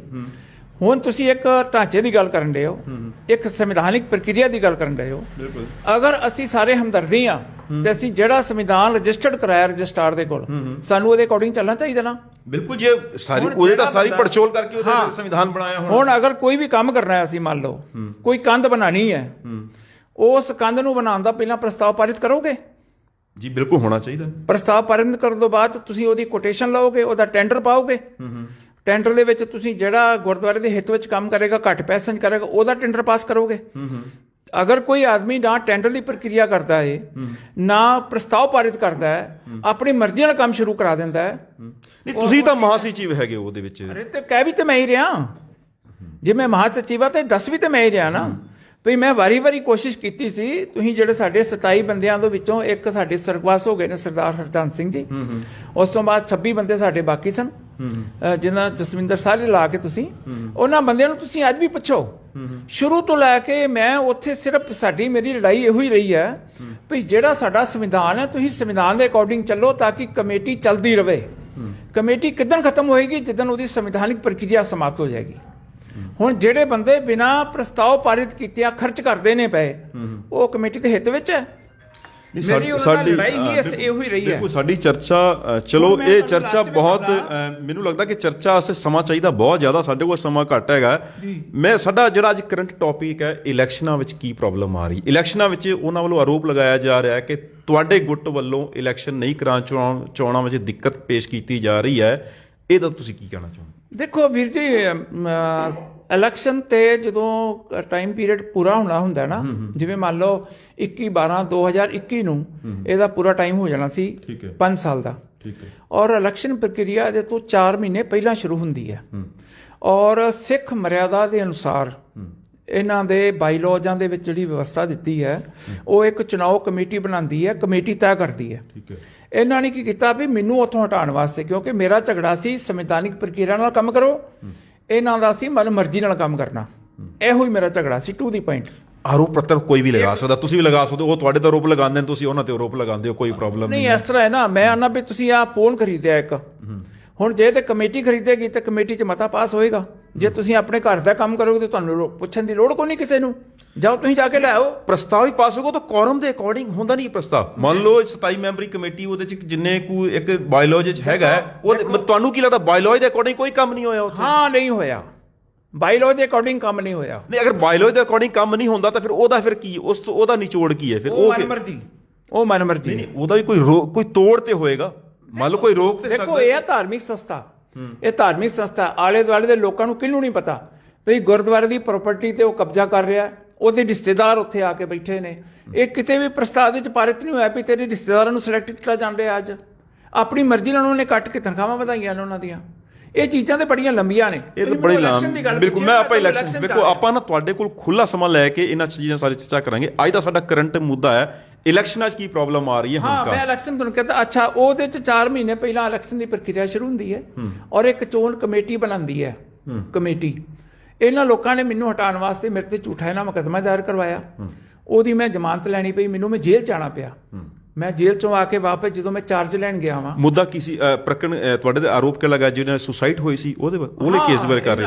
ਉਹ ਤਾਂ ਜਿਹੜੇ ਕੇਸ ਕੋਰਟ ਵਿਚਾਰਾਧੀਨ ਹੈ ਨਾ ਮਸਲਾ ਜੀ। ਹਾਂ, ਕੋਰਟ ਵਿਚਾਰਾਧੀਨ ਹੈ। ਉਹਦੇ 'ਚ ਇਹਨਾਂ ਝੂਠੀਆਂ ਗਵਾਹੀਆਂ ਮੇਰੇ ਤੇ ਦਿੱਤੀਆਂ। ਆਹ ਵੇਖੋ, ਸਰਦਾਰ ਸੇਵਾ ਸਿੰਘ, ਆ ਇੱਕ ਸਰਦਾਰ ਧੰਨਾ ਸਿੰਘ ਤੇ ਕਰਮਚਾਰੀਆਂ ਨੇ ਤੇ ਝੂਠੀਆਂ ਗਵਾਹੀਆਂ ਗੁਰੂ ਘਰ ਬਹਿ ਕੇ ਉੱਥੇ, ਮਤਲਬ ਇਹਨਾਂ ਫਰਜ਼ੀ ਕੇਸ, ਉਹ ਜਿਹੜਾ ਡੇਰੇਦਾਰ ਸਾਰਾ ਗਰੁੱਪ ਰਲ ਕੇ ਇਹਨਾਂ ਨੇ ਸਿਰਫ ਇਹ ਸੀ ਵੀ ਮੈਂ ਆਹ ਸੰਵਿਧਾਨਿਕ ਪ੍ਰਕਿਰਿਆ ਅਪਣਾਓ। ਜੇ ਸੰਵਿਧਾਨਿਕ ਪ੍ਰਕਿਰਿਆ ਅਪਣਾਉਂਦੇ ਹਨ ਤੇ ਇਹਨਾਂ ਨੂੰ ਖਾਣ ਨੂੰ ਨਹੀਂ ਸੀ ਮਿਲਦਾ। ਇਸ ਕਰਕੇ ਇਹਨਾਂ ਨੇ ਆਖਿਆ ਵੀ ਮੈਨੂੰ ਹਟਾਉਣ ਵਾਸਤੇ ਇਹਨਾਂ ਨੇ ਨਾਲ ਪ੍ਰਸ਼ਾਸਨ ਨੇ, ਪੁਲਿਸ ਜਿਹੜੀ ਉੱਥੋਂ ਦੀ ਭ੍ਰਸ਼ਟ ਪੁਲਿਸ ਹੈ, ਉਹਨਾਂ ਨੇ ਨਾਲ ਤੇ ਰਾਜਨੀਤਿਕ ਜਿਹੜੇ ਲੋਕ ਨੇ ਉਹਨਾਂ ਦੇ ਸਹਿਯੋਗ ਨਾਲ ਇਹਨਾਂ ਨੇ ਮੈਨੂੰ ਹਟਾਇਆ, ਉੱਥੋਂ ਮੈਨੂੰ ਬਾਹਰ ਕੀਤਾ। ਜਦੋਂ ਮੈਂ ਫਿਰ ਜ਼ਮਾਨਤ ਲੈ ਕੇ ਉੱਥੇ ਪਹੁੰਚਿਆ ਤੇ ਉਸ ਦਿਨ ਸੀ ਮੇਰਾ ਖਿਆਲ 8/9/2021 ਵਾਲੀ ਦਿਨ ਸੀ। ਅੱਜ ਦੀ ਤਰੀਕੇ ਸੰਧੂ ਸਾਹਿਬ ਉੱਥੇ ਦੇ ਮਹਾਸਚਿਵ ਹੈਗੇ ਆ? ਮੈਂ ਮਹਾਸਚਿਵ ਅੱਜ ਵੀ ਉੱਥੇ। ਠੀਕ, ਤੁਹਾਨੂੰ ਉੱਥੇ ਸਾਰੇ ਰਾਈਟ ਹੈਗੇ ਨੇ ਜਿਹੜੇ ਇੱਕ ਮਹਾਸਚਿਵ ਨੂੰ ਹੋਣੇ ਚਾਹੀਦੇ ਆ? ਉਹ ਤੇ ਵੇਖੋ ਨਾ, ਰਾਜਨੀਤਿਕ ਪਾਵਰ ਹੈ, ਬੀਜੇਪੀ ਦੀ ਸਰਕਾਰ ਹੈ, ਬੀਜੇਪੀ ਦੇ ਮੁੱਖ ਮੰਤਰੀ ਨੇ। ਲੀਗਲੀ ਤੌਰ ਤੇ ਤੁਹਾਡੇ ਕੋਲ ਰਾਈਟ ਹੈਗੇ? ਲੀਗਲੀ ਤੌਰ ਤੇ ਮੇਰੇ ਕੋਲ ਰਾਈਟ ਨੇ, ਲੇਕਿਨ ਮੈਂ ਉੱਥੇ ਇਸ ਕਰਕੇ ਨਹੀਂ ਜਾ ਰਿਹਾ ਕਿ ਉੱਥੇ ਵਿਵਾਦ ਹੋਏਗਾ, ਔਰ ਵਿਵਾਦ ਨੂੰ ਲੈ ਕੇ ਇਹ ਕਮੇਟੀ ਨੂੰ ਪ੍ਰਸਤ ਕਰਨ ਦੀ ਕੋਸ਼ਿਸ਼ ਕਰਨਗੇ ਵਾਰੀ-ਵਾਰੀ, ਜੋ ਇਹ ਲੋਕ ਚਾਹੁੰਦੇ ਨੇ। ਮੈਂ ਵਿਵਾਦ ਨਹੀਂ ਚਾਹੁੰਦਾ। ਅੱਛਾ, ਹੁਣ ਵਿਵਾਦ ਕੀ? ਹੁਣ ਜਿਹੜੇ ਨਵੇਂ ਇਲੈਕਸ਼ਨ ਜਿਹੜੇ ਹੋਣੇ ਨੇ ਉਹਦੇ ਜਿਹੜਾ ਵਿਵਾਦ ਕਿਸ ਚੀਜ਼ ਦਾ? ਹੁਣ ਇਹ ਜਿਹੜਾ ਹੰਗਾਮਾ ਵੀ ਇੱਥੇ ਹੋਇਆ ਸੀ, ਰੁੱਧਪੁਰ ਦੇ ਬੈਠਕ ਹੋਈ ਹੈ, ਸਾਨੂੰ ਸੁਣਨ ਨੂੰ ਮਿਲਿਆ, ਜਾਣਕਾਰੀ ਮਿਲੀ ਕਿ ਉੱਥੇ ਹੰਗਾਮਾ ਵੀ ਕਾਫੀ ਹੋਇਆ। ਉਹ ਹੰਗਾਮੇ ਵਿੱਚ ਕੀ ਹੋਇਆ ਸੀ? ਉਹ ਇਸ ਤਰ੍ਹਾਂ ਸੀ ਵੀ ਇਹਨਾਂ ਨੇ ਜਦੋਂ ਕਮੇਟੀ ਤੇ ਇਹਨਾਂ ਨੇ ਬਣਾਈ ਨਹੀਂ, ਸੇਵਾ ਸਿੰਘ ਨੇ ਵੀ ਚੁਣਾਵ ਕਮੇਟੀ ਬਣਾਈ ਜਾਂਦੀ, 3 ਮਹੀਨੇ ਪਹਿਲਾਂ ਪ੍ਰਕਿਰਿਆ ਨਹੀਂ ਕੀਤੀ ਇਹਨਾਂ ਨੇ, ਕਿਉਂਕਿ ਇਹ ਇੰਤਜ਼ਾਰ ਜਿਹੜੀ ਚੋਣ ਪ੍ਰਕਿਰਿਆ ਹੁਣ ਸ਼ੁਰੂ ਹੋ ਰਹੀ ਹੈ, ਤੁਹਾਡੇ ਅਕੋਰਡਿੰਗ ਕੀ ਬਿਲਕੁਲ ਨਿਯਮ ਦੇ ਆਧਾਰ ਤੇ ਨਹੀਂ ਹੋ ਰਹੀ? ਦੇਖੋ, ਪ੍ਰਸ਼ਾਸਨਿਕ ਅਧਿਕਾਰੀ ਜਿਹੜਾ ਉਹਨੂੰ ਚੁਣਾਵ ਅਧਿਕਾਰੀ ਨਿਯੁਕਤ ਕੀਤਾ ਗਿਆ ਏਡੀਐਮ ਨੂੰ, ਉਹਦੇ ਬਾਰੇ ਸੁਣਿਆ ਤੇ ਹੈ ਵੀ ਬੰਦਾ ਇਮਾਨਦਾਰ ਹੈ ਔਰ ਸਹੀ ਕੰਮ ਕਰ ਰਿਹਾ, ਲੇਕਿਨ ਚੀਜ਼ ਹੈ ਵੀ ਜਿਨ੍ਹਾਂ ਦੀ ਸਰਕਾਰ ਹੈ ਨਾ, ਜੇ ਉਹਨਾਂ ਨੇ ਪਹਿਲਾਂ ਹੀ ਨਿਯਮਾਂ ਅਨੁਸਾਰ ਇਨਸਾਫ ਨਹੀਂ ਕੀਤਾ ਤੇ ਉਹ ਨਿਸ਼ਪੱਖ ਚੁਣਾਵ ਕਿਵੇਂ ਕਰ? ਨਹੀਂ, ਵੇਖੋ ਤੁਸੀਂ ਮੇਰੇ ਸਮਝੇ ਨਹੀਂ ਵੀ ਸਰਕਾਰਾਂ ਤਾਂ ਆਉਂਦੀ ਜਾਂਦੀ ਰਹਿੰਦੀਆਂ ਨੇ। ਮੰਨ ਲਓ ਅੱਜ ਸਰਕਾਰ ਬੀਜੇਪੀ ਦੀ ਹੈ, ਹੋ ਸਕਦਾ ਹੈ ਕਾਂਗਰਸ ਦੀ ਹੈ, ਬੀਜੇਪੀ ਵੀ ਜਦੋਂ ਇਲੈਕਸ਼ਨ ਹੋਏ ਕਿਸੇ ਨਾ ਕਿਸੇ ਸਰਕਾਰ ਤਾਂ ਰਹਿਣੀ ਹੈ ਨਾ, ਉਹ ਤਾਂ ਵਿਸ਼ਵਾਸ ਤੇ ਕਰਨਾ ਹੀ ਪੈਣਾ। ਇੱਕ ਬਾਈਲਾਜ਼ ਤਾਂ ਬਣੇ ਹੀ ਹੋਏ, ਨਿਯਮ ਤਾਂ ਬਣੇ ਹੀ ਹੋਏ ਨਾ। ਜਦੋਂ ਇਲੈਕਸ਼ਨ ਹੋਣਗੇ ਕਿਸੇ ਨਾ ਕਿਸੇ ਸਰਕਾਰ ਤਾਂ ਰਹਿਣੀ ਹੈ। ਦੇਖੋ, ਪਿਛਲੀ ਵਾਰੀ ਇਲੈਕਸ਼ਨ ਹਾਈ ਕੋਰਟ ਨੇ ਕਰਾਇਆ ਸੀ, ਠੀਕ ਹੈ, ਔਰ ਚੁਣਾਵ ਅਧਿਕਾਰੀ ਰਜਿਸਟਰਾਰ ਸਾਹਿਬ ਨੂੰ ਬਣਾਇਆ ਸੀ। ਇਸ ਵਾਰ ਵੀ ਹਾਈ ਕੋਰਟ ਨੇ ਮੇਰੇ ਖਿਆਲ ਆਦੇਸ਼ ਦਿੱਤਾ ਕਿ ਚੋਣਾਂ ਕੀਤੀਆਂ ਜਾਣ। ਨਹੀਂ, ਹਾਈ ਕੋਰਟ ਵਿੱਚ ਜਿਵੇਂ ਮਤਲਬ ਇਹ ਲੋਕ ਗਏ ਟਾਈਮ ਨੂੰ ਗਾਂ ਵਧਾਉਣ ਲਈ। ਅੱਛਾ। और ਜਿਹੜੀ ਪਹਿਲੀ ਉਹਨੇ बैठक ਲਈ ਸੀ ਨਾ, ਤੇ मैं उन्होंने ये गल आखी सी भी जेड़े विवादों का निस्तारण अभी हुआ नहीं है उनका तो निस्तारण करवा दीजिए पहले। वो आखन लगा, एडीएम आखन लगा भी मैं तो चुनाव अधिकारी नियुक्त होया, मैं तो चुनाव की गल करनी है। कहने का भाव है, ਤੁਹਾਡਾ ਕਹਿਣਾ है कि चुनाव ਤਾਂ कराए जान ਜਿਹੜੇ ਪਹਿਲਾਂ ਵਿਵਾਦ ਚੱਲ ਰਹੇ ਨੇ, ਤੁਸੀਂ ਇਹ ਕਹਿਣਾ ਚਾਹੁੰਦੇ ਹੋ? हाँ, ठीक है जी। मैं उन्होंने ये गल आखी सी, ठीक है, मैं आख्या सी भी तुसीं चुनाव, क्योंकि ਜਿਹੜੇ ਲੋਕ चुनाव करा रहे ने ना, मान लो ये तो हुण ਇਹਨਾਂ ਦੇ ਉੱਤੇ ਤੇ ਬੜੇ ਗੰਭੀਰ ਆਰੋਪ ਨੇ। ਇਹ ਤੇ ਆਰੋਪ ਤਾਂ ਤੁਹਾਡੇ ਤੇ ਵੀ ਹੈ। ਵੇਖੋ ਹਾਂ, ਨਹੀਂ ਵੇਖੋ, ਆਰੋਪ ਤਾਂ ਤੁਹਾਡੇ ਤੇ ਵੀ। ਮੰਨ ਲਓ ਇਹਨੇ ਤੁਸੀਂ ਸ਼ਾਇਦ ਜੇਲ੍ਹ ਵਿੱਚ ਵੀ ਰਹਿ ਕੇ ਆਏ, ਮੈਨੂੰ ਲੱਗਦਾ ਹੈ ਕਿ ਹੈ ਆਰੋਪ ਤਾਂ ਦੋਨਾਂ ਉੱਤੇ ਹੈਗੇ। ਮੇਰੇ ਤੇ ਆਰੋਪ ਸਨ ਤੇ ਕਿ ਮੈਂ ਮਤਲਬ ਉਸ ਬੰਦੇ ਨੂੰ ਮੈਂ ਸੁਸਾਇਡ ਮਜਬੂਰ ਕੀਤਾ ਜਿਹਨੇ ਆਤਮ ਹੱਤਿਆ ਕੀਤੀ ਹੈ। ਉਹ ਤਾਂ ਵੇਖੋ, ਉਹ ਤਾਂ ਜਾਂਚ ਦਾ ਵਿਸ਼ਾ ਹੈ ਨਾ। ਵੇਖੋ, ਉਹ ਤਾਂ ਹੁਣ ਮੇਰਾ ਆਰੋਪ ਕੀ ਨੇ ਮੇਰੇ ਤੇ ਦੱਸੋ? ਨਹੀਂ, ਜਿਵੇਂ ਤੁਸੀਂ ਉਹਨਾਂ ਤੇ ਆਰੋਪ, ਤੁਸੀਂ ਕਹਿੰਦੇ ਕਿ ਉਹਨਾਂ ਤੇ ਆਰੋਪ ਹੈਗੇ ਆ। ਮੈਂ ਆਪਣੀ ਗੱਲ ਕਰਾਂਗਾ ਨਾ, ਉਹਨਾਂ ਤੇ ਇਹ ਹੈ ਵੀ ਉਹਨਾਂ ਨੇ ਅਸਤੀਫਾ ਦਿੱਤਾ ਕਮੇਟੀ ਤੋਂ, ਤੁਸੀਂ ਦੱਸੋ ਦਿੱਤਾ? ਜਿਹੜੀ ਮੁੱਖ ਮੰਤਰੀ ਪਕੜਨ ਹੋਇਆ ਸੀਗਾ, ਹਾਂ ਇਸਤੀਫਾ ਦਿੱਤਾ। ਵੇਖੋ, ਉਹਨਾਂ ਨੇ ਇਸਤੀਫਾ ਦਿੱਤਾ, ਉਹ ਤਾਂ ਸ਼੍ਰੀ ਅਕਾਲ ਤਖਤ ਸਾਹਿਬ ਵੱਲੋਂ ਜਿਹੜੀ ਜਾਂਚ ਹੋਈ, ਉਹਨਾਂ ਨੇ ਫਿਰ ਇਸਤੀਫਾ ਵਾਪਸ ਸ਼ਾਇਦ ਉਹਨਾਂ ਨੇ ਬਹਾਲ ਕੀਤਾ। ਨਹੀਂ, ਮੇਰੀ ਗੱਲ ਸੁਣੋ। ਦੇਖੋ, ਸ਼੍ਰੀ ਅਕਾਲ ਤਖਤ ਸਾਹਿਬ ਜਿਹੜੇ ਨੇ ਉਹ ਧਾਰਮਿਕ ਅਵਗਿਆ ਦੇ ਫੈਸਲੇ ਕਰਦੇ ਨੇ। ਠੀਕ ਹੈ, ਜਿਹੜੇ ਆ ਕਾਨੂੰਨਨ ਤੌਰ ਤੇ ਜਿਹੜਾ ਨਿਯਮਾਵਲੀ ਹੈ ਨਾ, ਇਹ ਜਿਹੜਾ ਇਹਨਾਂ ਦਾ ਇਸਤੀਫਾ ਹੋਇਆ ਸੀ ਉਹ ਉਸੇ ਪ੍ਰਕਰਣ ਨੂੰ ਲੈ ਕੇ ਹੋਇਆ ਸੀਗਾ। ਜਿਹੜਾ ਉਸੇ ਪ੍ਰਕਰਣ ਸ਼੍ਰੀ ਅਕਾਲ ਤਖਤ ਸਾਹਿਬ ਨੇ ਇਹਨਾਂ ਤੋਂ ਇਸਤੀਫਾ ਲਿਆ ਸੀਗਾ। ਠੀਕ ਹੈ, ਸ਼੍ਰੀ ਅਕਾਲ ਤਖਤ ਸਾਹਿਬ ਨੇ ਫਿਰ ਲੈਟਰ ਜਾਰੀ ਕਰਕੇ ਇਹਨਾਂ ਨੂੰ ਬਹਾਲ ਕੀਤਾ। ਨਹੀਂ, ਮੇਰੀ ਗੱਲ ਸੁਣੋ। ਜਦੋਂ ਬਾਕੀ ਸਾਰੇ ਮੈਂਬਰ ਉੱਥੇ ਬੈਠੇ ਨੇ, ਅਕਾਲ ਤਖਤ ਨੇ ਜਿਹੜੀ 5 ਮੈਂਬਰੀ ਕਮੇਟੀ ਬਣਾਈ ਸੀ, ਉਹਨਾਂ ਨੂੰ ਆ ਕੇ ਕਿਹਨੇ ਸਲਾਹ ਕੀਤੀ ਹੈ? ਕਿਦੋਂ ਕਿਹੜੀ ਕਮੇਟੀ ਦੇ ਵਿੱਚ ਫੈਸਲਾ ਕੀਤਾ ਗਿਆ ਵੀ ਇਹਨਾਂ ਦਾ ਇਸਤੀਫਾ ਜਿਹੜੇ ਸਵੀਕਾਰ ਕੀਤਾ ਜਾਏ? ਤੁਸੀਂ ਸ਼੍ਰੀ ਅਕਾਲ ਤਖਤ ਸਾਹਿਬ ਦੇ ਫੈਸਲੇ ਨਾਲ ਸੰਤੁਸ਼ਟ ਨਹੀਂ ਹੈਗੇ? ਨਹੀਂ, ਅਕਾਲ ਤਖਤ ਦੇ ਫੈਸਲੇ, ਦੇਖੋ, ਅਕਾਲ ਤਖਤ ਤੇ ਲੋਕਾਂ ਨੂੰ ਰਾਜਨੀਤਿਕ ਤੌਰ ਤੇ ਵਰਤਿਆ ਜਾਂਦਾ, ਜਿਹੜੀ ਸਾਡੀ ਬਦਕਿਸਮਤੀ ਹੈ, ਨਹੀਂ ਹੋਣਾ ਚਾਹੀਦਾ। ਉਹਨਾਂ ਨੂੰ ਧਾਰਮਿਕ ਜਿਹੜੀਆਂ ਰਹਿਤ ਮਰਿਆਦਾ ਨੇ, ਉਹਨਾਂ ਦੀ ਅਗਰ ਕੋਈ ਅਵਗਿਆ ਕਰਦਾ ਹੈ ਤੇ ਅਕਾਲ ਤਖਤ ਸਾਡੇ ਵਿੱਚ ਇੱਕ ਸਰਮੋਰ ਹਸਤੀ ਹੈ। ਨਹੀਂ, ਵੇਖੋ, ਇੱਕ ਫੈਸਲਾ ਕਰਨਾ। ਨਹੀਂ, ਵੇਖੋ, ਸ਼੍ਰੀ ਅਕਾਲ ਤਖਤ ਸਾਹਿਬ ਨੇ ਕਿੰਨੀ ਠੋਸ ਜਿਹੜੀ ਆ ਟਿੱਪਣੀ ਕੀਤੀ ਹੈ ਜਸਵਿੰਦਰ ਸਿੰਘ ਗਿੱਲ ਬਾਰੇ ਵੀ, ਬਈ ਉਹਨਾਂ ਨੇ ਕਿਹਾ ਕਿ ਇਹਨਾਂ ਨਹੀਂ ਵੇਖੋ, ਮੇਰੀ ਗੱਲ ਸੁਣੋ। ਤੁਸੀਂ ਕਹਿੰਦੇ ਹੋ ਕਿ ਸੇਵਾ ਸਿੰਘ ਨੂੰ ਅਗਰ ਬਹਾਲ ਕੀਤਾ ਉਹ ਗਲਤ ਹੈ, ਤੇ ਜਿਹੜਾ ਉਹਨਾਂ ਵੱਲ ਕੀਤਾ ਹੋਇਆ, ਜਿਹੜੀ ਉਹਨਾਂ ਨੂੰ ਟਿੱਪਣੀ ਕੀਤੀ ਹੋਈ ਹੈ, ਉਹਨਾਂ ਨੂੰ ਤਾਂ ਸਮਾਜ ਦੇ ਵਿੱਚੋਂ ਇੱਕ ਛੇਕਿਆ ਗਿਆ। ਦੇਖੋ, ਮੈਂ ਤੁਹਾਨੂੰ ਇੱਕ ਗੱਲ ਦੱਸਾਂ, ਅਗਰ ਸੇਵਾ ਸਿੰਘ ਦੇ ਉੱਤੇ ਕੋਈ ਵੀ ਕੀਤੀ, ਤੇ ਜਿਹੜੀ ਮੇਰੀ ਕਮੇਟੀ ਦਾ ਮਤਲਬ ਹੈ ਨਾ, ਕਮੇਟੀ ਵਿੱਚ ਅਗਰ ਕੋਈ ਵੀ ਫੈਸਲਾ ਹੁੰਦਾ ਹੈ ਤੇ ਉਹ ਜਿਹੜੀ ਇੱਥੇ ਰਜਿਸਟਰਡ ਹੈ ਨਾ, ਸਾਡੇ ਉਦਮ ਸਿੰਘ ਨਗਰ ਦੇ ਰਜਿਸਟਰਾਰ ਦੇ ਕੋਲ ਹੈ, ਇਹ ਕਮੇਟੀ ਦੇ ਮੈਂਬਰ ਪ੍ਰਸਤਾਵ ਪਾਰਿਤ ਕਰਕੇ ਕੋਈ ਨਾ ਕੋਈ ਉਹਦੇ ਤੇ ਵੇਰਵਾ ਜਾਂ ਫੈਸਲਾ ਕਰ ਸਕਦੇ ਨੇ। ਅਕਾਲ ਤਖਤ ਸਾਹਿਬ ਕਮੇਟੀ ਦਾ ਫੈਸਲਾ ਨਹੀਂ ਕਰ ਸਕਦੇ, ਉਹਨਾਂ ਨੂੰ ਕਮੇਟੀ ਦੇ ਫੈਸਲੇ ਚ ਜਿਹੜਾ ਸੇਵਾ ਸਿੰਘ ਜੀ ਦਾ ਜਿਹੜਾ ਅਸਤੀਫਾ ਲਿਆ ਸੀ, ਉਹ ਅਕਾਲ ਤਖਤ ਸਾਹਿਬ ਨੇ ਲਿਆ ਸੀ ਜਾਂ ਤੁਹਾਡੀ ਕਮੇਟੀ ਨੇ ਲਿਆ ਸੀ? ਨਹੀਂ, ਅਕਾਲ ਤਖਤ ਸਾਹਿਬ ਨੇ ਲਿਆ ਸੀ ਨਾ। ਅਕਾਲ ਸਾਹਿਬ ਨੇ ਵਰਤਿਆ ਗਿਆ ਨਾ। ਨਹੀਂ, ਅਕਾਲ ਤਖਤ ਸਾਹਿਬ ਨੂੰ ਵਰਤਿਆ, ਮੇਰੇ ਸ਼ਾਇਦ ਸਾਨੂੰ ਜਿੱਥੇ ਤੱਕ ਜਾਣਕਾਰੀ, ਅਕਾਲ ਤਖਤ ਸਾਹਿਬ ਨੇ ਖੁਦ ਉੱਥੇ ਸੰਗਿਆਨ ਲਿਆ ਜਦੋਂ ਇੰਨਾ ਵੱਡਾ। ਮੈਂ ਤੁਹਾਨੂੰ ਇਹ ਗੱਲ ਦੱਸਾਂ, ਜਿਹੜੇ ਮੈਂਬਰ ਨੇ ਨਾ 26 27, ਉਹਨਾਂ ਵਿੱਚ ਬਹਿ ਕੇ ਤੁਸੀਂ ਇਹ ਸਵਾਲ ਕਰੋ, ਤੁਹਾਨੂੰ ਉਹ ਜਵਾਬ ਦੇਣਗੇ ਜਦੋਂ ਤੁਹਾਨੂੰ ਪਤਾ ਲੱਗੇਗਾ ਵੀ ਹੋ ਸਕਦਾ ਮੈਂ ਤੇ ਪਕਸ਼ ਹੋ ਜਾਏ, ਇੱਕ ਪੱਖ ਹੋਵਾਂ। ਇਹ ਜਿਹੜੇ 27 ਮੈਂਬਰ ਨੇ ਨਾ 26, ਇਹ ਉਹ ਤੁਹਾਨੂੰ ਦੱਸਣਗੇ ਵੀ ਕੀ ਸਹੀ ਹੋਇਆ ਤੇ ਕੀ ਗਲਤ ਹੋਇਆ। ਨਹੀਂ, ਤੁਸੀਂ ਕੋਈ ਗੱਲ, ਤੁਸੀਂ ਵੀ ਇੱਕ ਅਹਿਮ ਅਹੁਦੇ ਤੇ ਹੋ, ਤੁਹਾਡੀ ਵੀ ਗੱਲ ਦਾ ਵਜਨ ਹੁੰਦਾ ਹੈ। ਤੁਸੀਂ ਕੀ ਕਹਿਣਾ ਚਾਹੁੰਦੇ? ਜਿਹੜਾ ਉਹਨਾਂ ਦਾ ਅਸਤੀਫਾ ਹੋਇਆ ਸੀ, ਉਹ ਅਕਾਲ ਤਖਤ ਸਾਹਿਬ ਨੇ ਲਿਆ ਸੀ ਜਾਂ ਤੁਹਾਡੀ ਕਮੇਟੀ ਨੇ ਲਿਆ ਸੀ? ਦੇਖੋ, ਉਹ ਸੰਗਤ ਇਕੱਠੀ ਹੋਈ ਸੀ, ਸੰਗਤ ਇਕੱਠੀ ਹੋਈ ਸੀ, ਸੰਗਤ ਦਾ ਆਕਰੋਸ਼ ਸੀ ਤੇ ਸੰਗਤ ਨੇ ਇਹਨਾਂ ਨੂੰ ਹਟਾਇਆ ਸੀ ਉਦਣ। ਉਹਦੇ ਉਸ ਆਕਰੋਸ਼ ਨੂੰ ਠੰਡਿਆ ਕਰਨ ਵਾਸਤੇ ਉਹਨਾਂ ਨੇ ਅਸਤੀਫਾ ਲੈ ਲਿਆ। ਹੁਣ ਜਦੋਂ ਅਕਾਲ ਤਖਤ ਸਾਹਿਬ ਨੇ ਉਹਨਾਂ ਨੂੰ ਬਹਾਲ ਕੀਤਾ, ਫਿਰ ਸੰਗਤ ਦਾ ਰੋਸ਼ ਤਾਂ ਫਿਰ ਨਹੀਂ ਆਇਆ ਨਾ। ਉਹਨਾਂ ਨੇ ਸੰਗਤ ਦਾ ਮੰਨ ਲਿਆ। ਦੇਖੋ ਸੰਗਤ ਦਾ ਰੋਸ ਤੇ ਉਦਣ ਵੀ ਸੀ, ਸੰਗਤ ਦਾ ਰੋਸ ਅੱਜ ਵੀ ਹੈ, ਲੇਕਿਨ ਚਲੋ ਸੰਗਤ ਸ਼ਾਂਤਮਈ ਤਰੀਕੇ ਨਾਲ ਘਰ ਬੈਠੀ ਹੈ। ਲੇਕਿਨ ਲੋਕਾਂ ਨੂੰ ਅਗਰ ਤੁਸੀਂ ਪੁੱਛੋਗੇ ਤੇ ਆਦਮੀ ਪਰੇਸ਼ਾਨ ਨੇ ਨਾਨਕ ਮੱਤੇ ਤੇ ਪ੍ਰਕਰਨ ਤੋਂ, ਵੀ ਉੱਥੇ ਸਾਡੀ ਜਿਹੜਾ ਸਿਰਮੌਰ ਸਾਡੀ ਇੱਕ ਪੱਗ ਹੈ ਨਾਨਕ ਮੱਤਾ, ਅਗਰ ਉੱਥੇ ਕੋਈ ਵੀ ਗਲਤ ਕੰਮ ਹੁੰਦੇ ਨੇ, ਕੋਈ ਬਾਹਰ ਹਾਈਲਾਈਟ ਹੁੰਦਾ ਹੈ ਤੇ ਸਾਨੂੰ ਸਾਰਿਆਂ ਨੂੰ ਦੂਰ। ਉਹ ਪ੍ਰਕਰਨ ਤਾਂ ਵੇਖੋ, ਮੈਂ ਖੁਦ ਆਪਣੇ ਕੈਮਰੇ ਨਾਲ ਕਵਰ ਕੀਤਾ ਹੈ। ਮੈਂ ਸੇਵਾ ਸਿੰਘ ਜੀ ਦਾ ਇੰਟਰਵਿਊ ਵੀ ਲਿਆ। ਮੈਂ ਤਾਂ ਇੰਨੇ ਤਿੱਖੇ ਸਵਾਲ ਉਹਨਾਂ ਨੂੰ ਕੀਤੇ ਨੇ ਜਿਹਦੀ ਕੋਈ ਹੱਦ ਨਹੀਂ ਹੈ। ਲੇਕਿਨ ਕਿਤੇ ਨਾ ਕਿਤੇ ਉਹ ਪ੍ਰਕਰਨ ਤਾਂ ਹੁਣ ਇੱਕ, ਜਿਵੇਂ ਮੰਨ ਲਓ ਸ਼੍ਰੀ ਅਕਾਲ ਤਖਤ ਸਾਹਿਬ ਨੇ ਵੀ ਸੰਗਿਆਨ ਚ ਲਿਆ, ਉਹਨਾਂ ਨੂੰ ਕਮੇਟੀ ਚ ਉਦੋਂ ਤੱਕ ਉਹਨਾਂ ਨੇ ਬਾਹਰ ਕੀਤਾ, ਫਿਰ ਜਾਂਚ ਕੀਤੀ, ਫਿਰ ਉਹਨਾਂ ਨੂੰ ਬਹਾਲ ਕੀਤਾ। ਦੇਖੋ ਮੇਰੀ ਗੱਲ ਸੁਣੋ, ਜਦੋਂ ਸਾਰਾ ਪ੍ਰਕਰਨ ਹੋਇਆ ਹੈ ਤੇ ਸੇਵਾ ਸਿੰਘ ਨੂੰ ਉੱਥੇ ਕਮੇਟੀ ਦੀ ਬੈਠਕ ਕਾਲ ਕਰਨੀ ਚਾਹੀਦੀ ਸੀ ਜੀ, ਵੀ ਕਾਲ ਕਰਨੀ ਚਾਹੀਦੀ ਸੀ ਵੀ ਸਾਰਾ ਪ੍ਰਕਰਨ ਹੋਣਾ, ਕਮੇਟੀ ਦੇ ਮੈਂਬਰ ਕੀ ਚਾਹੁੰਦੇ ਨੇ। ਚਲੋ ਆਪਾਂ ਹੁਣ ਕਰਦੇ ਹਾਂ। ਵੇਖੋ ਜਿਹੜੀ ਚੋਣ ਪ੍ਰਕਿਰਿਆ, ਤੁਹਾਡਾ ਕਹਿਣ ਦਾ ਭਾਵ ਹੈ ਕਿ ਇਹਦੇ ਲਈ ਕੋਈ ਕਮੇਟੀਆਂ ਦੀ ਕੋਈ ਮੀਟਿੰਗ ਨਹੀਂ, ਪੂਰੀ ਕਮੇਟੀ ਦੀ ਕੋਈ ਵਿਸ਼ਵਾਸ 'ਚ ਨਹੀਂ ਲਿਆ ਗਿਆ ਤੇ ਆਪਣੇ ਮਨਮਰਜ਼ੀ ਨਾਲ ਕੀਤਾ ਨਹੀਂ। ਉਹਨਾਂ ਕੋਲ ਕੋਰਮ ਪੂਰਾ ਹੈ। ਹਾਂ ਉਹਨਾਂ ਕੋਲ ਕੋਰਮ ਪੂਰਾ ਨਹੀਂਗਾ। ਮੀਟਿੰਗ ਜਦੋਂ ਬੁਲਾਣਗੇ ਕੋਰਮ ਪੂਰਾ ਨਹੀਂ। ਕੋਰਮ ਅੱਜ ਵੀ ਸਾਡੇ ਨਾਲ ਮੈਂਬਰ ਜਿਹੜੇ ਨੇ 26 ਮੈਂਬਰ ਨੇ ਸਾਡੇ, 26 ਮੈਂਬਰ ਸਾਡੇ ਅੱਜ ਵੀ 16 ਸਾਡੇ ਨਾਲ ਖੜੇ ਨੇ। ਕੋਰਮ ਪੂਰਾ ਨਹੀਂਗਾ। ਸੰਧੂ ਸਾਹਿਬ ਜੀ, ਹੁਣ ਸੰਗਤ ਜਿਹੜੀ ਹੈ ਉਹ ਆਪ ਨੂੰ ਠੱਗਿਆ ਜਿਹਾ ਮਹਿਸੂਸ ਕਰਦੀ ਹੈ। ਇੰਨੀ ਵੱਡੀ ਕਮੇਟੀ, ਸਾਡਾ ਇੰਨਾ ਵੱਡਾ ਪਲੇਟਫਾਰਮ, ਤੇ ਉੱਥੇ ਕੀ ਹਾਲਾਤ ਪੈਦਾ ਹੋ ਗਏ ਬਈ ਕਮੇਟੀ ਬਣਨ ਦੇ ਨਾਲ ਵੀ ਸਾਡੀ ਸੰਗਤ ਨੂੰ ਉੱਥੋਂ ਹਾਸਿਲ ਕੀ ਹੋਇਆ ਜਿਹੜਾ ਉਸ ਤੋਂ ਪਹਿਲਾਂ ਨਹੀਂ ਸੀ ਹਾਸਿਲ ਹੋਇਆ? ਨਹੀਂ, ਕਮੇਟੀ ਬਣਨ ਨਾਲ ਕੋਈ ਹਾਸਲ ਨਹੀਂ ਹੋਇਆ। ਨਹੀਂ, ਵੇਖੋ ਸੰਗਤ ਨੇ ਕਿੰਨੇ ਪ੍ਰੋਟੈਸਟ ਕੀਤੀਆਂ। ਦੇਖੋ ਵੀਰ ਜੀ, ਉਹਦਾ ਕਾਰਨ ਹੈ ਵੀ ਇੱਕ ਸੰਵਿਧਾਨਿਕ ਪ੍ਰਕਿਰਿਆ ਦਾ ਸਨਮਾਨ ਕਰਨਾ ਚਾਹੀਦਾ। ਇਹਦਾ ਹੱਲ ਕੀ ਹੈ ਫਿਰ? ਤੁਸੀਂ ਦੱਸੋ ਬਈ, ਇੱਕ ਬਾਇਲਾਜ ਬਣਿਆ ਹੋਇਆ, ਇਹਦਾ ਹੱਲ ਤੁਹਾਡੇ ਅਕੋਰਡਿੰਗ ਇਹਦਾ ਹੱਲ ਕੀ ਹੋ ਸਕਦਾ? ਦੇਖੋ ਮੇਰੇ ਅਕੋਰਡਿੰਗ ਜਿਹੜਾ ਹੱਲ ਹੈ ਨਾ, ਪੰਜਾਬੀ ਚ ਸਾਫ਼ ਸੁਥਰੀ ਜਿਹੜੀ ਗੱਲ ਹੈ ਨਾ, ਉਹ ਜਿਹੜਾ ਉੱਥੇ ਡੇਰੇਦਾਰ ਤਰਸੇਮ ਸਿੰਘ ਬੈਠਾ ਹੈ ਨਾ, ਜਿਹਦੇ ਕੋਲ ਇੱਕ ਰਾਜਨੀਤਿਕ ਪਾਵਰ ਹੈ, ਉਹ ਕਮੇਟੀ ਨਹੀਂ ਚੱਲਣ ਦੇਗਾ। ਕਿਉਂਕਿ ਕਮੇਟੀ ਜਿਹੜੀ ਹੈ ਆਪਣੇ ਗੁਰਦੁਆਰੇ ਦੀ ਰੱਖਿਆ ਵਾਸਤੇ, ਸੁਰੱਖਿਆ ਦੇ ਕੰਮ ਜਿਹੜੀ ਕਰੇਗੀ ਨਾ, ਉਹਦੇ ਵਿੱਚ ਜਿਹੜੇ ਉਹਦੀਆਂ ਪੂਰਾ ਉਹਦਾ ਗਰੁੱਪ ਹੈ ਨਾ, ਉਹਦੇ ਜਿਹੜੇ ਕਰਮਚਾਰੀ ਨੇ, ਜਿਵੇਂ ਮੈਨੇਜਰ ਜਾਂ ਕੁਛ ਵੀ ਹੈ, ਉਹ ਗੁਰੂ ਘਰ ਨੂੰ ਖਾਣ ਡਏ ਨੇ। ਇਸ ਕਰਕੇ ਉਸ ਤੋਂ ਬਾਅਦ ਪੂਰਾ ਕਮੇਟੀ ਤੁਹਾਡੀ ਬਣ ਚੁੱਕੀ ਹੈ, ਬਾਇਲੋਜ ਬਣ ਚੁੱਕੀ ਹੈ। ਅਗਰ ਤੁਹਾਡੀ ਕਮੇਟੀ ਬਣਨ ਦੇ ਨਾਲ ਵੀ ਜੇ ਤੁਸੀਂ ਕਹਿ ਰਹੇ ਹੋ ਸਾਡੀ ਸੰਗਤ ਦਾ ਜਾਂ ਗੁਰਦੁਆਰੇ ਦਾ ਕੋਈ ਭਲਾ ਨਹੀਂ ਕਰ ਸਕਦੇ, ਫਿਰ ਕਮੇਟੀ ਨੂੰ ਕੀ ਕਹਿ? ਹਰਜਿੰਦਰ ਸਿੰਘ ਚਾਵਲਾ ਜੀ, ਕਮੇਟੀ ਦਾ ਜਿਹੜਾ ਸੰਵਿਧਾਨ ਹੁੰਦਾ ਹੈ ਨਾ, ਉਹਨੂੰ ਲਾਗੂ ਕਰਾਉਣਾ ਪ੍ਰਧਾਨ ਦਾ ਕੰਮ ਹੁੰਦਾ ਹੈ।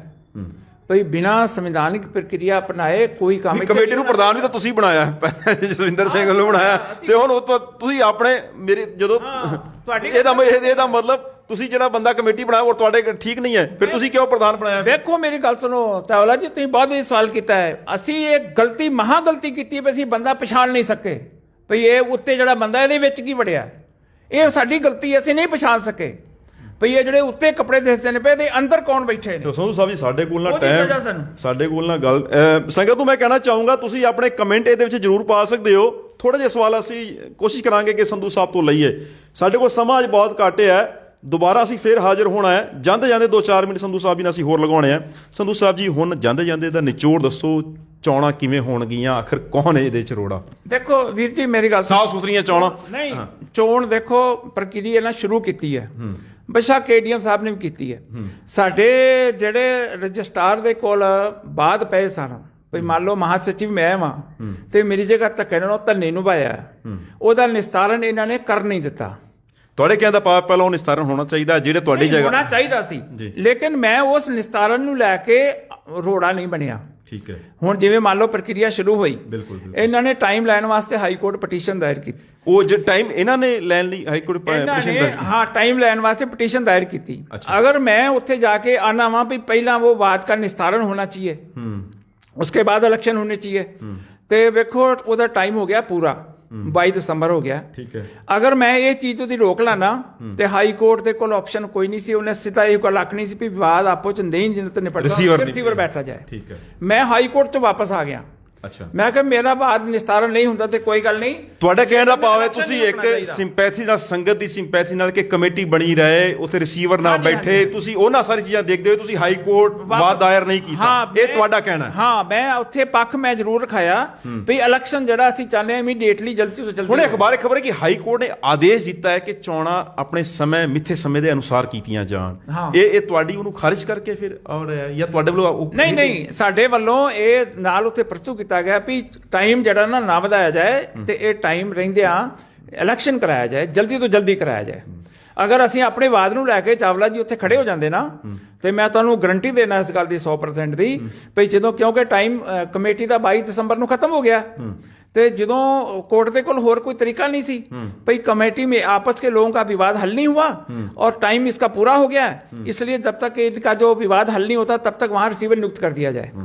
ये सानू बर्दाश्त नहीं सी, क्योंकि जिद्दन दी कमेटी बनी है उदन दे उत्थे झगड़े ही ये सोच के कराए जाते हैं भी आप झगड़ा करन ते प्रशासन रिपोर्ट दे कि कमेटी वाले झगड़ते ने पे ते इत्थे रिसीवर नियुक्त करता जाए। ਇਹ ਤੁਹਾਡਾ ਕਹਿਣਾ ਅਸੀਂ ਉਹਦੇ ਤੋਂ ਬਚੇ ਆ ਹੁਣ ਤੱਕ। ਸੰਧੂ ਸਾਹਿਬ ਜੀ, ਇੱਕ ਚੀਜ਼ ਹੋਰ ਹੁਣ ਲੇਟੈਸਟ ਅਪਡੇਟ ਕਿਉਂਕਿ ਸੰਗਤ ਦੇ ਰੁਝਾਨ ਆਣੇ ਸ਼ੁਰੂ ਹੋ ਗਏ ਨੇ, ਸੰਗਤ ਬਹੁਤ ਉਤਸੁਕ ਹੈ। ਅੱਛਾ, ਹੁਣ ਜਿਹੜਾ ਪੁਰਾਣਾ ਜਿਹੜਾ ਕਾਰਜਕਾਲ ਸੀ ਕਮੇਟੀ ਦਾ ਉਹ ਖਤਮ ਹੋ ਚੁੱਕਿਆ, ਕਿਹੜੀ ਤਰੀਕ ਤੱਕ? ਉਹ ਤੇ 22 ਤਰੀਕ ਨੂੰ ਇਹਨਾਂ ਨਵਾਂ ਚਾਰਜ ਲੈਣਾ ਸੀ। 22 ਤਰੀਕ ਨੂੰ ਨਵਾਂ ਚਾਰਜ, ਨਵੀਂ ਕਮੇਟੀ ਅੱਗੇ ਕਿਸ ਤਰ੍ਹਾਂ ਦੇ ਭਾਵੇਂ ਸਾਫ਼ ਸੁਥਰੀ ਚੋਣਾਂ ਹੋਣ, ਸਾਫ਼ ਸੁਥਰੇ ਮੈਂਬਰ ਹੋਣ, ਆਪਣਾ ਜਾਂਦੇ ਤੁਸੀਂ ਮੈਸੇਜ ਕੀ ਦੇਣਾ ਚਾਹੁੰਦੇ ਹੋ? ਦੇਖੋ, ਮੈਂ ਸਾਰੇ ਸਿੱਖ ਸਮਾਜ ਨੂੰ ਹੱਥ ਜੋੜ ਕੇ ਬੇਨਤੀ ਕਰਨੀ ਚਾਹੁੰਦਾ ਹਾਂ ਵੀ ਆਪਣੀ ਜਾਗਰੂਕਤਾ ਨਾਲ ਆਪਣਾ ਪਹਿਰਾ ਦਿਓ। ਜਿਹੜੀਆਂ ਸਰਕਾਰਾਂ ਨੂੰ ਸਨਮਾਨਿਤ ਕੀਤਾ ਜਾਂਦਾ ਸੀ ਉੱਥੇ ਮੁਕਟ ਪਾ ਕੇ, ਉਹ ਲੋਕ ਸ਼ੁਰੂ ਤੋਂ ਲੈ ਕੇ ਗੁਰਦੁਆਰੇ ਦੇ ਉੱਤੇ ਉਹਨਾਂ ਬੰਦਿਆਂ ਦੇ ਜਰੀਏ ਕਾਬਜ਼ ਨੇ ਔਰ ਉਹ ਜਿਹੜੇ ਕਰਮਚਾਰੀ ਜਿਨ੍ਹਾਂ ਨੇ ਨਿੱਜੀ ਪ੍ਰਾਪਰਟੀਆਂ ਸਭ ਨੇ ਬਣਾਈਆਂ ਨੇ। ਠੀਕ ਹੈ ਕਿ ਨਹੀਂ? ਕਰਮਚਾਰੀ ਤੋਂ ਤੁਸੀਂ ਆਰੋਪ ਲਗਾ ਰਹੇ ਹੋ? ਨਹੀਂ, ਮੈਂ ਕਿਸੇ, ਮੇਰੇ ਕੋਈ ਦੁਸ਼ਮਣ ਨਹੀਂ ਗਾ, ਲੇਕਿਨ ਮੈਂ ਜੋ ਉੱਥੇ ਜਾ ਕੇ ਵੇਖਿਆ ਹੈ ਨਾ ਵੀ ਉਹਨਾਂ ਲੋਕਾਂ ਨੇ ਕਰਮਚਾਰੀ ਦੇ ਅਖਵਾਲ ਨੂੰ ਨੇ ਨਾ, ਅਸਲ ਵਿੱਚ ਮਾਲਕ ਉਹੀ ਨੇ। ਅੱਛਾ, ਅਖਵਾਲ ਨੂੰ ਕਰਮਚਾਰੀ ਨੇ ਉਹ, ਲੇਕਿਨ ਅਸਲ ਵਿੱਚ ਮਾਲਕ ਇੱਕ ਰੂਪਰੇਖਾ ਤਾਂ ਕੋਈ ਬਣੇਗੀ ਨਾ, ਕਮੇਟੀ ਕਿਵੇਂ ਚੱਲੇ? ਤੁਸੀਂ ਵੇਖੋ, ਮੰਨ ਲਓ ਦਿੱਲੀ ਕਮੇਟੀ, ਉੱਥੇ ਵੀ ਵਿਵਾਦ ਹੁੰਦੇ ਨੇ, ਇੱਥੇ ਇਹ ਵਿਵਾਦ ਤਾਂ ਹਰ ਜਗ੍ਹਾ ਨੇ। ਇੱਕ ਬਾਇਲੌਜ, ਇੱਕ ਸਰਕਾਰੀ ਇੱਕ ਨਿਯਮਾਵਲੀ ਤਾਂ ਬਣਾਈ ਗਈ ਨਾ। ਗੱਲ ਸੁਣੋ, ਇੱਕ ਹੁਣ ਸੰਵਿਧਾਨਿਕ ਪ੍ਰਕਿਰਿਆ ਨੂੰ ਉਹਦੇ ਅਕੋਰਡਿੰਗ ਨਹੀਂ ਕੰਮ ਕਰਦਾ, ਉਹਦਾ ਬਾਅਦ ਜਾਂਦਾ ਹੈ। ਬਈ ਸੰਵਿਧਾਨਿਕ ਪ੍ਰਕਿਰਿਆ ਨਹੀਂ ਕੰਮ ਹੁੰਦਾ ਤੇ ਸੰਗਤ ਤਾਂ ਜਾਗਰੂਕ, ਸੰਗਤ ਕਿਉਂ ਨਹੀਂ ਉੱਥੇ ਵਿਰੋਧ ਕਰਦੀ? ਜਾਗਰੂਕ ਨਹੀਂ ਗਈ, ਨਾਨਕ ਮਤੇ ਦੇ ਪ੍ਰਤੀ ਸੰਗਤ ਜਾਗਰੂਕ ਨਹੀਂ ਗਈ। ਤਰਾਈ ਸਿੱਖ ਮਹਾਸਭਾ ਨੂੰ ਇੰਨੀ ਵੱਡੀ ਜ਼ਿੰਮੇਵਾਰੀ ਦਿੱਤੀ ਸੀ, ਇੰਨਾ ਵੱਡਾ ਬਲ ਦਿੱਤਾ ਸੀ, ਉਹਦੇ ਬਾਵਜੂਦ ਅਗਰ ਤੁਸੀਂ ਉੱਥੇ ਕਹਿੰਦੇ ਹੋ। ਤਰਾਈ ਸਿੱਖ ਮਹਾਸਭਾ ਨੇ ਪਹਿਰਾ ਦਿੱਤਾ ਜਿਹਦੇ ਕਰਕੇ ਕਮੇਟੀ ਬਣੀ, ਔਰ ਹੁਣ ਤੱਕ ਅਗਰ ਕਮੇਟੀ ਬਚੀ ਰਹੀ ਹੈ ਨਾ ਤੇ ਅਸੀਂ ਲੋਕ ਜਿੰਨੇ ਵੀ ਵਿਵਾਦ ਰਹੇ ਨੇ ਉਹਨਾਂ ਨੂੰ ਝੋਲੀ ਚ ਪਵਾ ਕੇ ਅਸੀਂ ਕੋਰਟ ਕਚਹਿਰੀਆਂ ਚ ਉਹਨੂੰ ਚੈਲੰਜ ਨਹੀਂ ਜ਼ਿਆਦਾ ਕੀਤਾ, ਜਿਸ ਕਰਕੇ ਮੈਸੇਜ ਨਾ ਜਾਏ ਕਿ ਵੀ ਉੱਥੇ ਕਮੇਟੀ ਆਪੋ ਝਗੜਾ ਕਰਦੀ ਹੈ। ਭਾਈ, ਅਸੀਂ ਆਪਣੇ ਸਰੀਰ ਤੇ ਭੁਗਤਿਆ ਔਰ ਹੁਣ ਵੀ ਅਸੀਂ ਆਪਣੇ ਜਿਹੜੇ ਸਾਡੇ ਪੈਂਡਿੰਗ ਪਏ ਨੇ ਰਜਿਸਟਰਾਰ ਕੋਲ, ਅੱਜ ਵੀ ਪੈਂਡਿੰਗ ਪਏ ਨੇ, ਉਹਦਾ ਨਿਸਤਾਰਾ ਨਹੀਂ ਕੀਤਾ ਗਿਆ। ਅਸੀਂ ਉਹਨੂੰ ਲੈ ਕੇ ਅੱਜ ਵੀ ਇਸ਼ੂ ਨਹੀਂ ਬਣਾਇਆ। ਮੈਂ ਇਹਨਾਂ ਦੇ ਸਾਹਮਣੇ ਆਖਣ ਲੱਗਿਆ ਨਾ, ਆਪ ਹਾਈ ਕੋਰਟ ਚਲੇ ਜਾਓ। ਰਜਿਸਟਰਾਰ ਜਿਹੜੀ ਪਹਿਲੇ ਸਾਨੂੰ ਦਾ ਟ੍ਰਾਂਸਫਰ ਹੋ ਗਿਆ ਲੇਡੀ ਦਾ, ਤੇ ਮੈਨੂੰ ਉੱਥੇ ਆਂਦੇ ਨੇ ਸੀਓ ਬੈਠਾ ਸੀ, ਉੱਥੋਂ ਦਾ ਇੱਕ ਐਸਓ ਬੈਠਾ ਸੀ, ਧੰਨਾ ਬੈਠਾ ਸੀ, ਉੱਥੇ ਸੇਵਾ ਸਿੰਘ ਬੈਠਾ ਸੀ, ਇੱਕ ਮੈਂਬਰ ਹੋਰ ਸੀ, ਉਹਦੇ ਸਾਹਮਣੇ ਇੱਕ ਮੈਂਬਰ ਸਰਦਾਰ ਪ੍ਰਗਟ ਸਿੰਘ ਬੈਠਾ ਸੀ, ਤੁਸੀਂ ਪੁੱਛ ਲਿਆ ਜੇ। ਉਹਨਾਂ ਸਾਹਮਣੇ ਮੈਨੂੰ ਉਹਨਾਂ ਆਖਿਆ ਸੀਓ ਸਾਹਿਬ ਨੇ ਵੀ ਆਪ ਹਾਈ ਕੋਰਟ ਚਲੇ ਜਾਓ। ਮੈਂ ਕਿਹਾ ਮੈਂ ਹਾਈ ਕੋਰਟ ਨਹੀਂ ਜਾਊਂਗਾ, ਮੈਂ ਇਹਨੂੰ ਲੈ ਕੇ ਉੱਥੇ ਹਾਈ ਕੋਰਟ ਨਹੀਂ ਜਾਣਾ ਵੀ ਕੋਈ ਐਸਾ ਸਮਾਂ ਨਾ ਆਵੇ ਵੀ ਜਿਹਦੇ ਕਰਕੇ ਇੱਥੇ ਫਿਰ ਰਿਸੀਵਰ ਪਵੇ। ਹੁਣ ਇਹ ਖਾਂਡੇ ਨੇ, ਕੋਈ ਗੱਲ ਨਹੀਂ, ਫਿਰ ਕੀ ਹੋ ਗਿਆ, ਇੱਕ ਕੋਰਟ ਉਤਲੇ ਵੀ ਤੇ ਹੈ ਵੇ। ਔਰ ਇੱਕ ਤੁਹਾਨੂੰ ਹੋਰ ਗੱਲ ਦੱਸਾਂ, ਨਾਨਕ ਮੱਤੇ ਦੇ ਇਤਿਹਾਸ ਨੂੰ ਵੇਖੋ, ਜਿਹੜੇ ਲੋਕ ਇੱਥੇ ਰਹੇ ਨੇ ਨਾ ਅਹੁਦੇਦਾਰ, ਤੇ ਜਿਨ੍ਹਾਂ ਗੁਰੂ ਘਰ ਨਾਲ ਦਗਾ ਕੀਤਾ, ਜਾ ਕੇ ਉਹਨਾਂ ਨੂੰ ਪੁੱਛ ਲਓ ਜਾ ਕੇ ਕਿੱਥੇ ਰਹਿੰਦੇ ਨੇ ਉਹ, ਕਿਸੇ ਨੂੰ ਕਹਿਣ ਦੀ ਪੁੱਛਣ ਦੀ ਕੋਈ ਲੋੜ ਨਹੀਂ। ਉਹ ਸ਼ੀਸ਼ਾ ਤੁਹਾਡੇ ਸਾਹਮਣੇ ਹੈ। ਮੈਂ ਤੁਹਾਨੂੰ ਲੱਖ ਗੱਲਾਂ ਕਰੀ ਜਾਵਾਂ ਨਾ, ਆਪਣੀ ਸਫਾਈ ਦੇਈ ਜਾਵਾਂ, ਮੇਰੀਆਂ ਸਫਾਈਆਂ ਹੋਣੀਆਂ ਤੁਹਾਡੇ ਸਾਹਮਣੇ। ਅਕਾਲ ਪੁਰਖ ਇਸ ਚੀਜ਼ ਨੂੰ ਨੋਟ ਕਰਦਾ ਪਿਆ। ਹੁਣ ਇਸ ਕਰਕੇ ਜਿਹੜੀ ਇਲੈਕਸ਼ਨ ਦੀ ਪ੍ਰਕਿਰਿਆ ਚੱਲਣ ਰਹੀ ਹੈ ਨਾ, ਮੈਂ ਜਿਹੜੀ ਤੁਸੀਂ ਸਿੱਖ ਸਮਾਜ ਨੂੰ ਮੈਸੇਜ ਦੇਣ ਵਾਲੀ ਗੱਲ ਕੀਤੀ ਹੈ, ਮੈਂ ਆਖਣਿਆ ਸਾਰੇ ਜਾਗਰੂਕ ਲੋਕ ਅੱਗੇ ਸਾਹਮਣੇ ਆਉਣ, ਇਲੈਕਸ਼ਨ ਦੀ ਪ੍ਰਕਿਰਿਆ ਨੂੰ ਵੇਖਣ, ਕੋਸ਼ਿਸ਼ ਕਰਨ। ਸੰਧੂ ਸਾਹਿਬ, ਇੱਕ ਸਵਾਲ, ਇੱਕ ਮਿੰਟ ਮੇਰੀ ਗੱਲ ਰਹਿ ਗਈ। ਕੋਸ਼ਿਸ਼ ਕਰਨ ਭਈ ਕਮੇਟੀ ਨੂੰ ਤੇ ਸਮਾਜ ਆਪਣਾ ਧਰਮ ਨੂੰ ਸਮਰਪਿਤ ਲੋਕ ਅੱਗੇ ਆਉਣ। ਜੇ ਅੱਜ ਵੀ ਸੁੱਤੇ ਰਹੇ ਨਾ ਲੋਕ, ਤੇ ਫਿਰ ਉਹ ਜਿਹੜਾ ਡੇਰੇਦਾਰ ਹੈ ਨਾ, ਪਿਛਲੀ ਵਾਰੀ ਲੋਕਾਂ ਨੂੰ 20-20 ਲੱਖ ਰੁਪਏ 25-25 ਲੱਖ ਦੇਣ ਡਿਆ, ਮੈਂ ਤੁਹਾਡਾ ਗੁਰਦੁਆਰਾ ਬਣਾ ਦੇਣਾ ਤੇ ਨਿੱਜੀ ਤੌਰ ਤੇ ਦੇਣ ਡਿਆ, ਫਿਰ ਉਹਦੇ ਨਾਲ ਦੇ ਬੰਦੇ ਆਉਣਗੇ ਨਾ, ਤੇ ਫਿਰ ਕਮੇਟੀ ਵੀ ਉਹਦੇ ਤਰੀਕੇ ਨਾਲ ਹੀ ਬਣੇਗੀ ਜਿਹੜਾ ਜੋ ਤਰਸੇਮ ਸਿੰਘ ਚਾਹੁੰਦਾ ਹੈ। ਸੰਧੂ ਸਾਹਿਬ ਜੀ, ਇੱਕ ਚੀਜ਼ ਹੋਰ, ਮੰਨ ਲਓ 27 ਮੈਂਬਰ 28 ਮੈਂਬਰ ਪਹਿਲੇ ਪੁਰਾਣੇ ਬਣੇ ਸੀ। ਅੱਛਾ ਹੁਣ ਜਿਵੇਂ ਇਲੈਕਸ਼ਨ ਹੋਣੇ ਨੇ ਤੁਸੀਂ ਆਪਣੀ ਭਾਗੀਦਾਰੀ ਨਿਭਾਓਗੇ ਉਹਦੇ 'ਚ? ਨਹੀਂ ਮੈਂ ਮੇਰੇ ਖਿਆਲ ਮੇਰਾ ਅਜੇ ਤੱਕ ਤੇ ਮੇਰਾ ਕੋਈ ਵਿਚਾਰ ਨਹੀਂਗਾ। ਤਰਾਈ ਸਿੱਖ ਮਹਾਸਭਾ ਲੜੇਗੀ ਆਪਣੇ ਤਰਾਈ ਸਿੱਖ ਮਹਾਸਭਾ ਵਾਲਿਆਂ ਦੀ ਕੋਈ ਬੈਠਕ ਬੁਲਾਣੇ ਆ, ਉਹ ਮੇਰੇ ਨਾਲ ਦੇ ਅਗਰ ਕੋਈ ਕੋਸ਼ਿਸ਼ ਕਰਨਗੇ ਤੇ ਮੈਂ ਉਹਨਾਂ ਦੇ ਨਾਲ ਜ਼ਰੂਰ ਖੜਾਵਾਂਗਾ, ਲੇਕਿਨ ਨਿੱਜੀ ਤੌਰ ਤੇ ਮੈਂ ਜਿਹੜਾ ਨਾ ਮੈਂ ਚਾਹੁੰਦਾ ਭਈ ਮੈਂ ਨਾ ਹਸਤਕਸ਼ੇਪ ਕਰਾਂ। ਤੁਸੀਂ ਇਹਦੇ 'ਚ ਹੁਣ ਹਸਤਕਸ਼ੇਪ ਨਹੀਂ ਮੈਂ ਨਹੀਂ ਕਰਾਂਗਾ। ਇੱਕ ਚੀਜ਼ ਹੋਰ, ਤੁਹਾਨੂੰ ਕੀ ਲੱਗਦਾ ਜਿਹੜੇ 27 28 ਮੈਂਬਰ ਜਿਨ੍ਹਾਂ ਨੂੰ ਸੰਗਤ ਨੇ ਇੰਨੀ ਜ਼ਿੰਮੇਵਾਰੀ ਸੌਂਪ ਕੇ ਇੰਨਾ ਪਿਆਰ ਸੌਂਪ ਕੇ ਉੱਥੇ ਮੈਂਬਰ ਬਣਾਇਆ, ਉਹਨਾਂ ਨੂੰ ਦੁਬਾਰਾ ਆਉਣਾ ਚਾਹੀਦਾ ਜਾਂ ਦੁਬਾਰਾ ਸਾਰੇ ਨਵੇਂ ਆਉਣੇ ਚਾਹੀਦੇ? ਉਹ ਵੀਰ ਜੀ ਉਹਨੇ ਤਰਸੇਮ ਨੇ ਉੱਥੇ ਜ਼ਮੀਨ ਤੇ ਕਬਜ਼ਾ ਕੀਤਾ ਹੈ। ਆ ਜਿਹੜਾ ਧੰਨਾ ਸਿੰਘ ਬਣਾ ਕੇ ਰੱਖਿਆ ਇਹਨੇ ਐਸਡੀਐਮ ਕੋਰਟ ਵਿੱਚ ਲਿਖ ਕੇ ਦਿੱਤਾ ਵੀ ਉਹ ਜ਼ਮੀਨ ਤੋਂ ਬਾਬਾ ਜੀ को दे रखी है, उनके समर्थक हैं। ਇਹ ਤਾਂ ਹੁਣ ਲੋਕ ਫੈਸਲਾ ਕਰਨਾ ਵੀ ਉੱਥੇ ਕਿਹੜੇ ਲੋਕ ਚੱਲਣਾ ਹੁੰਦਾ। ਇੱਕ ਮੈਂ ਵੈਸੇ ਸਵਾਲ ਕਰਾਂ, 27 ਮੈਂਬਰ ਜਿਹੜੇ ਪੁਰਾਣੇ ਬਣੇ ਉਹਨਾਂ ਨੂੰ ਕੀ ਦੁਬਾਰਾ ਆਉਣਾ ਚਾਹੀਦਾ? ਤੁਹਾਨੂੰ ਲੱਗਦਾ ਕਿ ਜਿਹੜੇ ਮੰਨ ਲਓ 14 15 ਮੈਂਬਰ ਤੁਹਾਡੇ ਵੀ ਨੇ ਉਹਦੇ ਉਹਨਾਂ ਨੂੰ ਆਉਣਾ ਚਾਹੀਦਾ? ਨਹੀਂ, ਉਹਨਾਂ ਨੂੰ ਕਿਉਂ ਆਉਣਾ ਚਾਹੀਦਾ ਜਦ ਉਹ 5 ਸਾਲ ਉਹਨਾਂ ਨੇ ਸੰਗਤ ਨੇ ਉਹਨਾਂ ਨੂੰ ਸੇਵਾ ਬਖਸ਼ੀ, ਉਹਨਾਂ ਨੇ ਕੀ ਐਸਾ ਵਧੀਆ ਕੰਮ ਕੀਤਾ ਕਿ ਉਹਨਾਂ ਨੂੰ ਦੁਬਾਰਾ ਸੇਵਾ ਸੰਗਤ ਮੌਕਾ ਦੇ? ਕਿਉਂਕਿ ਕਮੇਟੀ ਸਾਨੂੰ ਨਹੀਂ ਲੱਗਦਾ ਕਿ 5 ਸਾਲ ਦੇ ਦਰਮਿਆਨ ਉਸ ਕਮੇਟੀ ਤੋਂ ਸਿੱਖ ਕੌਮ ਨੂੰ ਕੋਈ ਐਸੀ ਚੀਜ਼ ਹਾਸਿਲ ਹੋ ਸਕੇ ਜਿਹਦੇ 'ਚ ਅਸੀਂ ਮਾਣ ਕਰ ਸਕੀਏ ਕਿ ਉੱਤਰਾਖੰਡ ਦੀ ਉੱਤਰ ਭਾਰਤ ਦੀ ਸਭ ਤੋਂ ਵੱਡੀ ਕਮੇਟੀ ਜਿਹਨੂੰ ਆਪਾਂ ਕਹਿੰਦੇ ਹਾਂ, ਇੱਕ ਇੰਨਾ ਵੱਡਾ ਸਾਡੇ ਕੋਲ ਸਥਾਨ ਜਿੱਥੋਂ ਸਿੱਖਾਂ ਦੇ ਲਈ ਕੋਈ ਵੀ ਆਵਾਜ਼ ਚੁੱਕੀ ਜਾਏ, ਸਾਨੂੰ ਲੱਗਦਾ ਕਿ ਸਰਕਾਰ ਕਦੀ ਮਨਾ ਕਰ ਸਕੇ। ਉੱਥੋਂ 5 ਸਾਲ ਤੁਸੀਂ ਕੀ ਸੰਗਤ ਨੂੰ ਹਾਸਿਲ ਕੋਈ ਵੱਡੀ ਉਪਲਬਧੀ ਗਿਣਾ ਸਕਦੇ ਹੋ? ਦੇਖੋ ਮੈਂ ਤੁਹਾਨੂੰ ਇੱਕ ਗੱਲ ਦੱਸਾਂ ਭਈ ਉਪਲਬਧੀ ਇਹ ਸੀ ਭਈ ਕਮੇਟੀ ਨਾ ਮਤਲਬ ਜ਼ਬਰਦਸਤ ਤਰੀਕੇ ਨਾਲ ਤਗੜਿਆਂ ਹੋ ਕੇ ਆਪਣੇ ਪ੍ਰਸਤਾਵ ਪਾਰਿਤ ਕਰਦੀ ਤੇ ਉਸ ਪ੍ਰਸਤਾਵ ਤੋਂ ਇਲਾਵਾ 1 ਰੁਪਿਆ ਖਰਚ ਨਾ ਕਰਦੀ। ਉਹਦੇ ਵਾਸਤੇ ਜਿਹੜਾ ਪ੍ਰਧਾਨ ਸੀ ਨਾ ਉਹ ਬੜਾ ਸਾਫ਼ ਸੁਥਰਾ ਤੇ ਪੰਥਕ ਬੰਦਾ ਹੋਣਾ ਚਾਹੀਦਾ ਸੀ। ਹੁਣ ਜਸਵਿੰਦਰ ਸਿੰਘ ਆਇਆ, ਉਹਨੂੰ ਇਹਨਾਂ ਨੇ ਭਾਜੀ ਉਹਨੂੰ ਪ੍ਰਧਾਨ ਤਾਂ ਤੁਸੀਂ ਬਣਾਇਆ ਸੀ। ਜਸਵਿੰਦਰ ਸਿੰਘ ਗਿੱਲ ਸਾਹਿਬ ਨੂੰ ਤੁਸੀਂ ਕਹਿੰਦੇ ਹੋ ਕਿ ਉਹ ਨਹੀਂ, ਮੇਰੀ ਗੱਲ ਇਹ ਤਾਂ ਫਿਰ ਤੁਹਾਡੀ ਗਲਤੀ ਨਾ ਮੰਨੀ ਜਾਏ, ਕਿਉਂ ਨਾ ਮੰਨੀ ਜਾਏ? ਤੁਹਾਨੂੰ ਸਭ ਤੋਂ ਪਹਿਲਾਂ ਇੱਕ ਗੱਲ ਕਹਿ ਚੁੱਕਾ ਵੀ ਇਹਨਾਂ ਲੋਕਾਂ ਨੂੰ ਪਛਾਣਨ ਵਿੱਚ ਸਭ ਤੋਂ ਵੱਧ ਸਾਡੀ ਗਲਤੀ ਸੀ। ਇਹ ਮੈਂ ਤੁਹਾਨੂੰ ਕਹਿ ਚੁੱਕਾ ਵੀ ਗਲਤੀ ਸੀ ਸਾਡੀ ਪਛਾਣਨ ਵਿੱਚ। ਭਈ ਹੋ ਸਕਦਾ ਵੀ ਸਾਡੇ ਤੋਂ ਜ਼ਿਆਦਾ ਸ਼ਰਧਾਵਾਨ ਹੋਣ। ਉਹਦੀ ਸ਼ਰਧਾ ਜਦੋਂ ਕਮੇਟੀ ਬਣ ਗਈ, ਜਦੋਂ ਕੰਮ ਸ਼ੁਰੂ ਹੋਣੇ ਤੇ ਪਤਾ ਲੱਗ ਗਿਆ ਵੀ ਇਹ ਕਿੰਨਾ ਕੁ ਸ਼ਰਧਾਵਾਨ ਨੇ ਗੁਰੂ ਘਰ ਤੇ, ਉਹ ਨਿਕਲ ਕੇ ਸਾਹਮਣੇ ਆ ਗਈ। ਅੱਛਾ ਹੁਣ ਉਹ ਜਿਹੜੀ ਗੱਲ ਤੁਸੀਂ ਮੈਨੂੰ ਪੁੱਛਣ ਡਏ ਹੋ ਵੀ ਕਿਵੇਂ ਹੋ ਸਕਦਾ ਸੀ, ਭਈ ਜਿਹੜਾ ਸੰਵਿਧਾਨ ਬਣਿਆ ਉਸ ਸੰਵਿਧਾਨ ਦੇ ਤਹਿਤ ਕਮੇਟੀ ਦੀ ਰਾਖੀ ਕੀਤੀ ਜਾਂਦੀ। ਹੁਣ ਇਹਨਾਂ ਨੂੰ ਤੁਸੀਂ ਕਦੀ ਪੁੱਛੋ ਵੀ ਹਰ ਸਾਲ ਦੇ ਵਿੱਚ ਇਹ ਏਜੀਐਮ ਹੁੰਦੀ ਹੈ ਜਿਹਨੂੰ ਆਮ ਸਭਾ ਆਉਂਦੇ ਨੇ, ਇਹਨਾਂ ਲੋਕਾਂ ਨੇ ਆਮ ਸਭਾ ਨਹੀਂ ਉੱਥੇ ਹੋਣ ਦਿੱਤੀ। ਆਮ ਸਭਾ ਦੇ ਵਿੱਚ ਇੱਕ ਸੰਵਿਧਾਨ ਪ੍ਰਕਿਰਿਆ ਅਪਣਾ ਕੇ ਤੇ ਉਹਦੇ ਸੰਵਿਧਾਨ ਨੂੰ ਅਮੈਂਡਮੈਂਟ ਕਰਨਾ ਸੀ ਤੇ ਸੰਵਿਧਾਨ ਨੂੰ ਨਵਾਂ ਰਜਿਸਟਰਡ ਕਰਾਉਣਾ ਸੀ। ਅੱਜ ਬਹੁਤ ਚੀਜ਼ਾਂ ਐਸੀਆਂ ਜਿਹੜੀਆਂ ਮੈਂ ਇੱਥੇ ਕਰਾਂਗਾ ਵੀ ਹੋ ਸਕਦਾ ਕਈ ਪੰਥ ਵਿਰੋਧੀ ਤਾਕਤਾਂ। ਭਾਜੀ ਵੇਖੋ ਸੰਧੂ ਸਾਹਿਬ ਸਾਡੇ ਕੋਲ ਸਮਾਂ, ਪਰ ਮੈਂ ਚਾਹੁੰਦਾ ਜੇ ਜਾਂਦੇ ਸੰਗਤ ਨੂੰ ਤੁਸੀਂ ਕੋਈ ਮੈਸੇਜ ਦੇਣਾ ਚਾਹੋ, ਕੁਝ ਭਲਾ ਹੋ ਸਕੇ ਸਾਡੀ ਸੰਗਤ ਦਾ, ਕੁਝ ਕਮੇਟੀ ਵਿੱਚ ਵਧੀਆ ਹੋ ਸਕੇ, ਕੀ ਕਹਿਣਾ ਚਾਹੁੰਦੇ ਹੋ? ਕੀ ਹੋਣਾ ਚਾਹੀਦਾ ਇਹਦੇ ਵਿੱਚ? ਭਾਈ ਜਿਹੜੇ ਡੇਰੇਦਾਰ ਨਾਲ ਜੁੜੇ ਲੋਕ ਨੇ ਉਹ ਕਮੇਟੀ ਜਾਣਗੇ ਤੇ ਉਹ ਕਮੇਟੀ ਦਾ ਭਲਾ ਨਹੀਂ ਹੋਣ ਦੇਣਗੇ। ਭਾਜੀ ਤੁਸੀਂ ਇਕੱਲੇ ਹੀ ਸੰਗਤ ਸਾਰੀ ਨਹੀਂ ਦੇਖ ਰਹੀ, ਸਾਰੀ ਸੰਗਤ ਨੂੰ ਨਹੀਂ ਪਤਾ ਕਿ ਸੰਗਤ ਜਾਗਰੂਕ ਨਹੀਂ ਹੈ ਇਸ ਵਾਰ। ਫਿਰ ਹਾਲ ਕਿਉਂ ਹੁੰਦਾ ਸਿੱਖਾਂ ਦਾ? ਆਹ ਹਾਲ ਕਿਉਂ ਹੁੰਦਾ? ਲੋਕਾਂ ਨੂੰ ਨਹੀਂ ਪਤਾ। ਲੋਕਾਂ ਨੇ ਕੀ ਕਰ ਲਿਆ? ਉਹ ਸਰੇਆਮ ਲੋਕਾਂ ਜਿਨ੍ਹਾਂ ਦੇ ਖਿਲਾਫ ਇੱਥੇ ਕਿਸਾਨ ਉੱਥੇ ਬੈਠਾ ਰਿਹਾ ਇੰਨਾ ਚਿਰ, ਉਹਨਾਂ ਲੋਕਾਂ ਦੇ ਕੋਲ ਬੋਰੀਆਂ ਲੈ ਕੇ ਤੇ ਉਹਨਾਂ ਨੂੰ ਸਨਮਾਨਿਤ ਕਰਨ ਦੇ ਉਹਨਾਂ ਸਰਕਾਰਾਂ ਨੂੰ। ਕਿੱਥੇ ਸੰਗਤ ਨੂੰ ਨਹੀਂ ਪਤਾ ਲੱਗਣ ਦੇ ਇਸ ਗੱਲ ਦਾ? ਇਹਦਾ ਹੱਲ ਕੀ ਹੈ ਫਿਰ? ਹੱਲ ਕੀ? ਲੋਕ ਜਾਗਣ। ਜਿੰਨੇ ਚਿਰ ਸੁੱਤੇ ਰਹਿਣਗੇ ਉਹਨੇ ਚਿਰ ਇਹੋ ਹੀ ਹਾਲ ਹੁੰਦਾ ਰਹੇਗਾ। ਅੱਜ ਪੰਥ ਜਿਹੜਾ ਨਾਨਕ ਦਾ ਜਿਹੜਾ ਫਲਸਫਾ ਹੈ ਨਾ, ਗੁਰੂ ਨਾਨਕ ਸਾਹਿਬ ਦਾ ਸਿਧਾਂਤ ਹੈ, ਉਹਦੇ ਵਿੱਚ ਹਾਵੀ ਕੌਣ ਨੇ? ਡੇਰੇਦਾਰ ਨੇ। ਆ ਜਿੰਨੇ ਚਿਰ ਡੇਰੇ ਹਾਵੀ ਰਹਿਣਗੇ ਉਹਨੇ ਚਿਰ ਪੰਥਕ ਮਰਿਆਦਾ ਨਹੀਂ ਕਿਤੇ ਲਾਗੂ ਹੋ ਸਕਦੀ। ਸੰਧੂ ਸਾਹਿਬ ਜੀ ਇੱਕ ਚੀਜ਼ ਹੋਰ, ਜਾਂਦੇ ਆਮਦਨ ਕਿੰਨੀ ਹੈ ਮਹੀਨੇ? ਗੋਲਕ ਦੀ ਆਮਦਨ ਜਦੋਂ ਕਮੇਟੀ ਸਹੀ ਢੰਗ ਨਾਲ ਸਾਰਾ ਕੁਝ ਕਾਊਂਟ ਕਰਦੀ ਹੈ ਨਾ ਤੇ 30 ਤੋਂ 32 ਲੱਖ 30 ਤੋਂ 32 ਲੱਖ ਪਰ ਮੰਥ ਹੈ। Per month. ਇਸ ਤੋਂ ਇਲਾਵਾ ਹੋਰ ਆਪਾਂ ਸਾਰੀ ਜੇ ਆਮਦਨੀ ਮੰਨੀਏ ਤਾਂ ਕਿੰਨੀ ਕੁ ਹੋਏਗੀ? ਇੱਕ ਸਾਰਾ ਕਿਉਂਕਿ ਜ਼ਮੀਨ ਬਹੁਤ ਹੈਗੀ ਹੈ, ਦੁਕਾਨਾਂ ਬਹੁਤ ਨੇ, ਪ੍ਰਾਪਰਟੀ ਕਿਰਾਏ ਕੋਲ, ਇੱਕ ਮੰਥਲੀ ਇਨਕਮ ਕਿੰਨੀ ਹੋਏਗੀ? ਮੰਥਲੀ ਦੇਖੋ ਨਾ, ਜੇ 30-32 ਲੱਖ ਰੁਪਏ ਦੀ ਹੈ ਨਾ ਤੇ ਕਮ ਸੇ ਕਮ 30-32 ਲੱਖ ਹੀ ਮੰਥਲੀ ਜਿਹੜੀ ਹੈ। ਦੂਸਰੀਆਂ ਸਾਡੀਆਂ ਜਿਹੜੀਆਂ ਮਤਲਬ 60-65 ਲੱਖ ਪਰ ਮੰਥਲ ਇਹਦੀ ਇਨਕਮ ਹੈ। ਇੰਨੀ ਇਨਕਮ ਹੈ ਗੁਰਦੁਆਰੇ ਦੀ ਉੱਥੇ। ਸਾਰਾ ਜਿਹੜਾ ਮੈਨੂੰ ਲੱਗਦਾ ਹੈ ਕਿ ਜਿਹੜਾ ਸਿਆਪਾ ਇਸ ਨੂੰ ਲੈ ਕੇ ਵੇਖੋ ਨਾ ਵੀਰ ਜੀ, ਮੈਂ ਤੁਹਾਨੂੰ ਦੱਸਾਂ 60-65 ਲੱਖ ਜਿਸੇ ਮੇਰੀ ਸੁਣੋ ਗੱਲ। ਹਾਂ ਸਹੀ ਗੱਲ ਹੈ। ਵੇਖੋ ਇੱਕ ਤੇ ਤੁਸੀਂ ਜੇ ਗੁਰੂ ਘਰ ਦੀ ਕੋਈ ਚੀਜ਼ ਹੈ ਨਾ, ਹੁਣ ਜਿਹੜੇ ਲੋਕ ਸ਼ਰਧਾਵਾਨ ਨੇ ਗੁਰੂ ਸਾਹਿਬ ਜੀ ਦੇ ਕੰਗੇ ਨੂੰ ਵੀ ਕੇਸਾਂ ਦੇ ਨਾਲ ਰੱਖਿਆ ਸੰਭਾਲ ਕੇ, ਜਿਨ੍ਹਾਂ ਦੇ ਅੰਦਰ ਭਾਵਨਾ ਹੈ, ਤੇ ਜਿਹੜੇ ਲੋਕ ਉੱਥੇ ਖਾਂਦੇ ਨੇ ਉਹਨਾਂ ਵਾਸਤੇ ਤੇ ਕੋਈ ਵੱਡੀ ਗੱਲ ਹੀ ਨਹੀਂ ਗੀ। ਹੁਣ ਤੁਸੀਂ ਵੇਖੋ 2 ਕਾਲਜ ਨੇ, ਉਹਨਾਂ ਕਾਲਜਾਂ ਦੇ ਵਿੱਚ ਨਿਯੁਕਤੀਆਂ ਦੇ ਨਾਂ ਤੇ ਉੱਥੇ ਜਿਹੜਾ ਪ੍ਰਿੰਸੀਪਲ ਬਣਿਆ ਨਾ ਉਹਦਾ ਵੀ ਨਾਂ ਤਰਸੇਮ ਸਿੰਘ ਜੇ।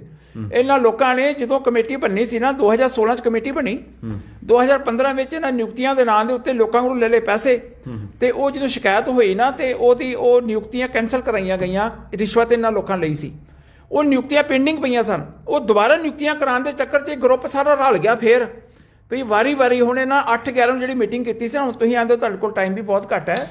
ਸੰਧੂ ਸਾਹਿਬ ਜੀ, ਇਹਦਾ ਮਤਲਬ ਤੁਸੀਂ ਤਾਂ ਕਹਿ ਰਹੇ ਹੋ ਕਿ ਜਿਹੜੇ ਵੀ ਕੰਮ ਉੱਥੇ ਹੁੰਦੇ ਨੇ, ਮਤਲਬ ਗੁਰਦੁਆਰਿਆਂ ਨੂੰ ਛੱਡ ਕੇ, ਉਹਦੇ ਵਿਕਾਸ ਸੰਗਤ ਦੇ ਹਿੱਤਾਂ ਨੂੰ ਛੱਡ ਕੇ ਨਿੱਜੀ ਹਿੱਤ ਉੱਥੇ ਹੋ ਰਹੇ ਨੇ ਸਾਰੇ।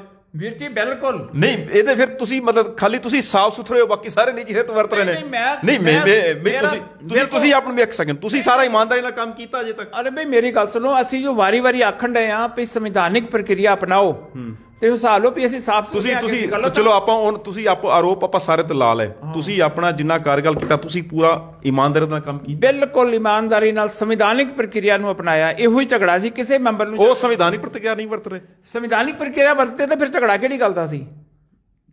ਮਨਮਰਜ਼ੀ ਨਾਲ ਜਿਹੜਾ ਕੰਮ ਕਰੇਗਾ, ਆਪਣੀ ਇੱਛਾ ਨਾਲ ਕਰੇਗਾ, ਤੇ ਫਿਰ ਝਗੜਾ ਕਿਸੇ ਦਾ? ਝਗੜਾ ਇਸ ਸੀ। ਤੁਹਾਡੇ ਆਰੋਪ ਆਪਾਂ ਸਾਰੇ ਸਾਡੇ ਕੋਲ ਆ ਗਏ ਨੇ। ਅਸੀਂ ਬਹੁਤ ਜਲਦੀ ਜਿਹੜੇ ਕਮੇਟੀ ਦੇ ਪ੍ਰਧਾਨ ਨੇ ਮੌਜੂਦਾ ਸੇਵਾ ਸਿੰਘ ਜੀ, ਉਹਨਾਂ ਦੇ ਨਾਲ ਵੀ ਹਾਜ਼ਰ ਹੋਵਾਂਗੇ।